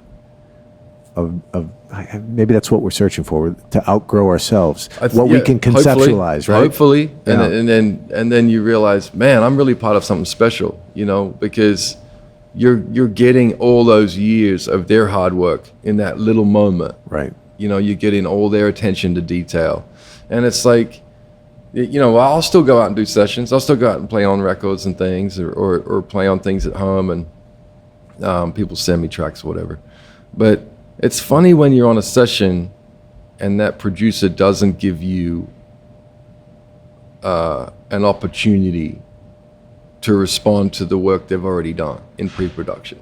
Right. Like, they're wanting to control the entire dialogue, you know, the entire conversation. And it's like, you want to be able to say, hey, you know, most of the time these days, I'm on the floor. Everyone on the floor is a producer. Right. And I don't mean trying to be, like they are. They're great at what they do. Sure. And it's in those moments where, as a producer, I think it's most fun to go, let's just go. I've got enough pre-production in there. You might say, look, I'd like you guys to kind of treat it a little like a hot plate, but say something. I mean, why would you not do it? That's why wouldn't you do that? You've got them there. You've got them there. Right there. You already know what you can conceptualize. Let's see if you can come up with something that I never thought of. Yeah. You know? Yeah. And even, listen, man, even if it was, hey, can you just knock out this that I've got there? Sure. And then I want you to take a couple, just you do you, you know? Even if you did that. But it's when guys come in and they're micromanaging the situation. And don't get me wrong, I understand where they're coming from. I understand it. But I also believe that most of the time it's fear driven. Sure. It's not confidence. It's like not that thing we've been talking about. Yep. You know, it's not that confidence. It's like, I got the right guys here. Also, Well, I'm paying them. You know, Yeah. I've got a budget, and we only have this amount of time. and totally get it. Dude's got to leave at 5. I get it. You know, Yeah, right? no, I get it. And I'm not trying to sound critical, but I am saying there's something beautiful that happens when something outgrows you. And I think that has been lost in many ways, even in what A&R are looking for. I think there are producers now, once upon a time, let me say this. Yeah. Producers were producers because they could command a room, right? One, they could sing a bass line. They could Right. hear on the fly, like sing background vocals. They had the respect of everybody from the drummer all the way through to the artist. And now there are guys, you know, through the young generation, and I know there are ones just like that now. And I'm not saying it's full like this, but there are a lot of young guys out there now and young girls that they haven't even been in a band. Sure. They haven't experienced the conflict and the tension and the beauty of it all, you know? And so it's like the garage band era, you know, where it's just this with that and this with that, da-da-da. And it's sometimes it's awesome, and I'm a massive fan. And other times it just feels soulless, like there's a lack of conversation here because it hasn't outgrown the creator, right? Right. So You're right. There's something really beautiful about a record that you hear about that's been done in the bedroom. yeah, you know, I'm a fan of it too, you know? And it's incredible, and there's something to that, but not to take anything away from that. I think it's just additive. It's not No. an indictment, but Right. there is something really beautiful when you have players in a room that were all the best Yeah, they're the best. in their town. They were all the exception, and you stick them all in a room. And not only are they in a room, but they're all guys that have gotten weeded out because they can't just play. They know how to listen. They know how to exist in a room. Yep. And so they're gonna engage in the exponential collaborative effort, Right. right? And so all of a sudden, you've got this thing that is really, really powerful. So you're right. We're almost in a generation of music that is the lack of real players. It's not that it's preventing beautiful art from coming out, because It isn't. But You're right. But at the same time, there is an element, that collaborative element that we're missing.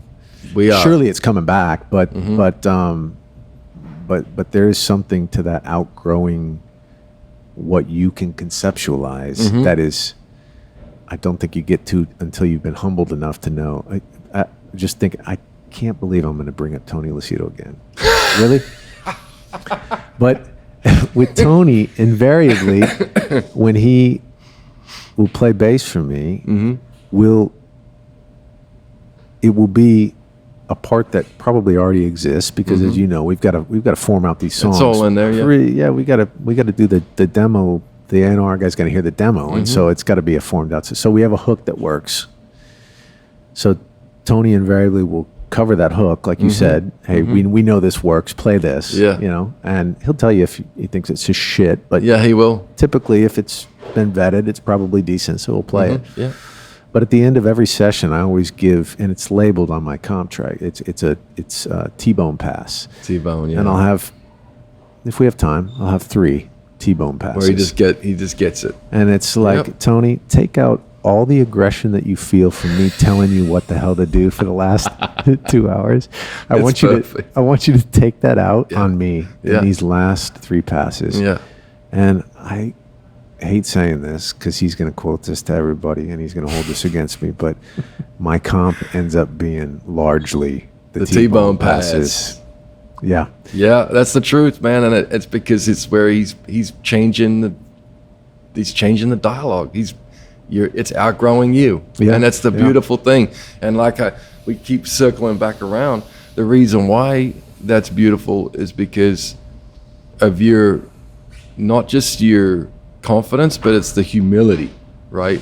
It's to be able to, you're confident to the level where you can be humble. Like I don't have all the other ideas. I don't know how this is going to turn out. And I love that. There's beauty in that chaos, you know? So, you know, even from people who are wanting to control the thing, it's not just in production, it's in like, how do you get that drum sound? How do you get the guitar to sound like that? What do you do? What's the mic? What's it going through? And what I want to respond most of the time with is, you want to be humble and say, you know, this is the mic, this through this pre, blah, blah, blah. But it really ultimately doesn't matter. Like, it doesn't matter. It doesn't matter. It's who's playing the thing, right? Well, and you know, not to lick your boots here, but that's always been your strength. Is you know that the song wins, the artist wins, and so yeah, we love mic pre's, we love plugins, you know, we love sample libraries. We didn't even get to that today. No. That Sound, go check it out.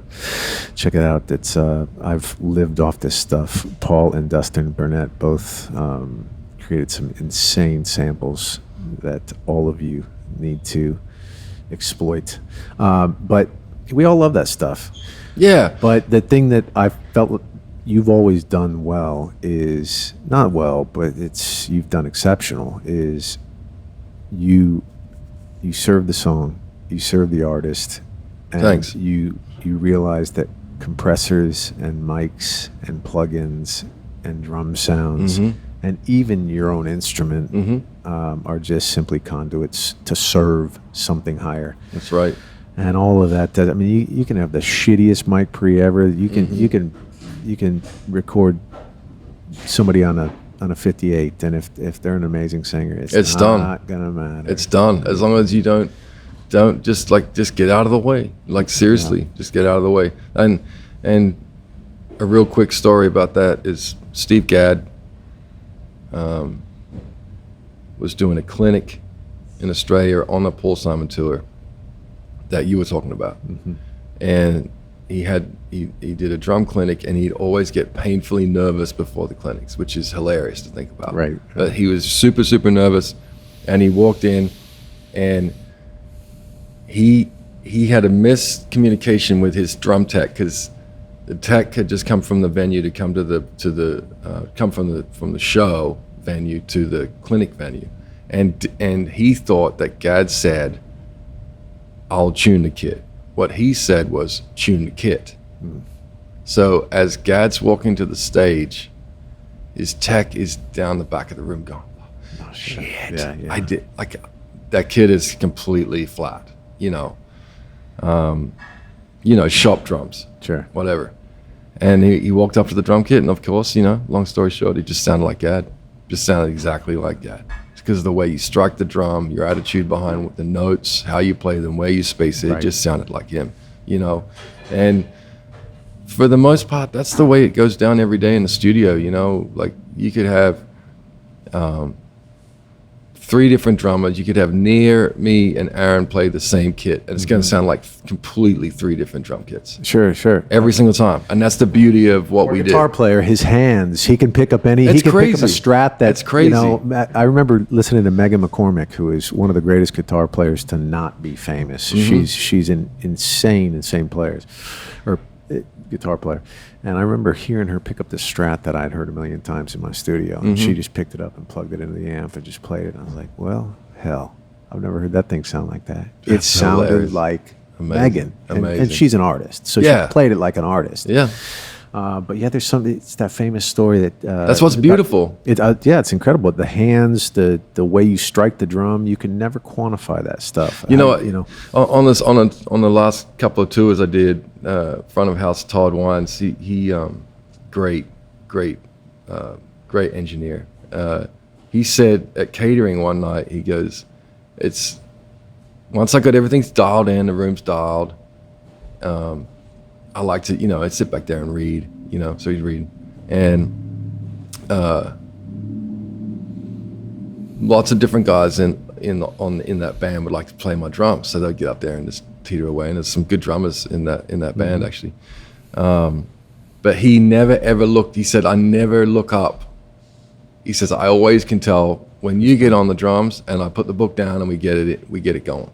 And it's because everyone sounds different. Mm-hmm. And when you asking what preamp is that, what mic is that, what's this, it's like, if someone listens to a singer, if someone listens to Lauren sing and they go, what mic is that? It's hilarious. It's like, it doesn't matter. It doesn't matter what mic you use with a singer like that. Like you need that singer. How many thousands of dollars have been wasted by people chasing a sound because they think that that's what it's going to be, that chain, you know? Yeah. I mean, and it's the people who are making music, and I understand, and I don't want to like poo-poo the whole thing. I everyone has a right to say, hey, what was that going through? That sounded cool. Sure. There's something to that. There is science and art.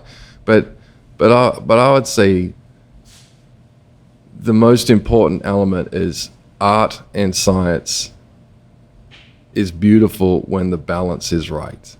You never ever have one without the other. Sure. Right? Like the best espresso, the perfect bourbon, the great. Anytime you're eating it, smelling it, seeing it, doing it, it's like. It's a combination of art and science, but it has to be in the right balance. And I would tend to say that if the art's not there, it doesn't matter what the science is. I think That's the they're truth. not even equal. That's the truth. I mean, you can have the science of drums or piano or playing a violin. You can have the science of it, but if the art isn't right, it doesn't matter. One of the greatest visual examples of that is this Jeremy Allen. Like he's an English guy. He grew up under George Martin, and he really kind of got me into production.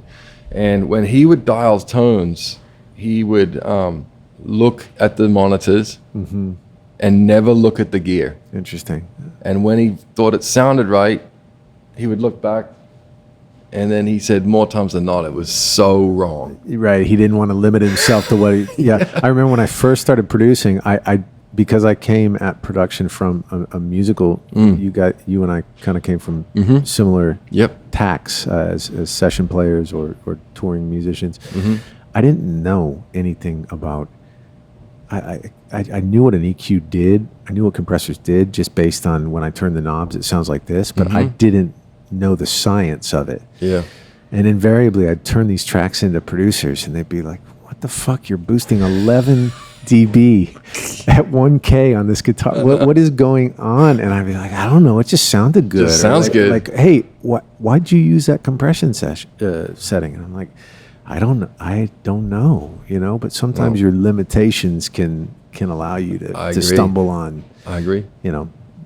The ear wins at the end of the day, right? It does. And that's what we're doing. We're listening to music, Yeah. I was just thinking of the famous story about Chet Atkins. Actually, it was down at Gibson Cafe, which was on 2nd Avenue. And I don't think it exists anymore, but Chet was playing a set down there, and he was sound checking, and I think it was a fan that was maybe in there with somebody that were listening to him sound checking. He was playing his, what do you play, a 335 maybe? He's playing his 335 hollow body. It sounds amazing. And that could be totally not what Chet Atkins plays. I'm in the wrong town to be quoting guitars. That's scary. That's scary territory. I think it was a hollow body or hollow body. Mike, you would know, right? No? Okay. Chet's playing. I don't. This guy walks up to him and he says, man, that 335 or whatever it is sounds amazing. And Chet looks at him, takes it off, takes the strap off, sets it on the stand. He goes, how's it sound now? Yeah, exactly. I mean, that's the thing. It's the hands, and it's stuff that, like, we try to quantify it. We want to make it empirical, but it's not. I can't tell you why when you play a groove, it feels good and it makes me move in a certain way. I can't tell you why. And we could probably break it down. There's a brilliant book called The Inner Art of Tennis that you should read. Oh, yeah. And it was recommended to me by an incredibly talented bass player named Don Harris. And it talks about the mental aspect of the intangibles of whether it's sports or music. And the minute you engage your mind, you're screwed. Right. So the initial metaphor, the story that he uses to kind of set up the whole book is you're playing tennis with a guy, Yeah. and he's killing it. He's acing you. His serve is on, right, and he's going crazy. He said the best way to get this guy to start fucking up, to get him off that roll that you talked about when somebody's on a roll and you got to get out of the way. Yeah. Stop and just walk up to the net and say, "Your serve is really, really great today. Oh, that's amazing. Your serve is great. Tell me what you're doing." And Reverse psychology. the guy will be like, "Well, actually, my toss is good today, and I feel like I'm getting good extension on my right hand, and somehow I got this new racket, and when I get over top of it, I feel like the head is right." And then just say, "Great, that's amazing. Well, it's doing really great." And then go back. He's done. Oh, he is done. he Well, is. why? Because he has attempted to break down something into a series of processes that is not meant to be broken down. No. He's feeling it because he's got his 10,000 hours. That's in, interesting. right? And he's doing it. But the minute you ask him to break it up and try to make it empirical, Break the rhythm. he's not going to do it. Yeah. You want to ask Michael Jordan why he can shoot that shot, his wrist angle or the way he's my following. gosh. He can't tell you. I No. mean, he just knows he No. loves the game and he's doing it. So there's something about somebody sitting at a drum kit or Chet Atkins picking up that guitar. Oh, yeah. We want to quantify it, and we probably could reverse engineer it. But there is always a spiritual, intangible piece that is there in the hands, in the pressure, in the, whatever he's looking at when he's playing that song, whatever he's thinking about when he's playing that song. Yeah. All these variables that make it way too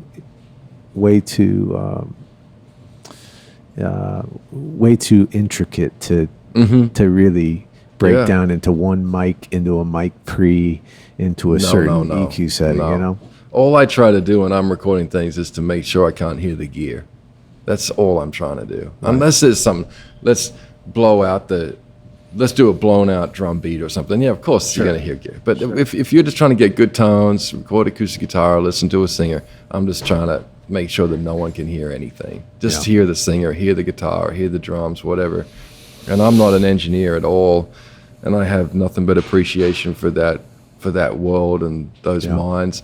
But for the most part, the thing that makes something sound a certain way is the person who's playing it. Yeah.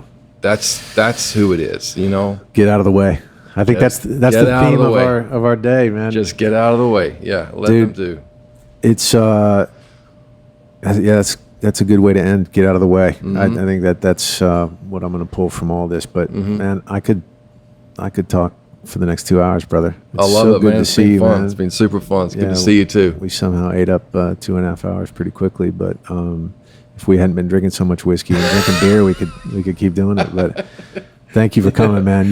You're brilliant. I love what you do. Thank you. I love not just what you do, but how you do it, and more importantly, who you are.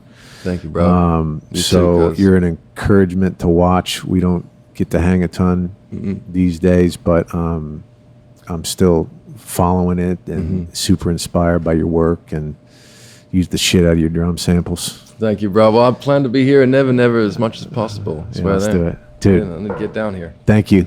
Thank you. Folks, and that's it. Thank you very much. Hey, folks, thanks for listening. Once again, a big thank you to our sponsor for the podcast, Love Justice International. You can follow them on Instagram. It's at LoveJusticeINTL, or you can go to their website, lovejustice.ngo, and consider donating. Once again, that is lovejustice.ngo, lovejustice.ngo. Thank you.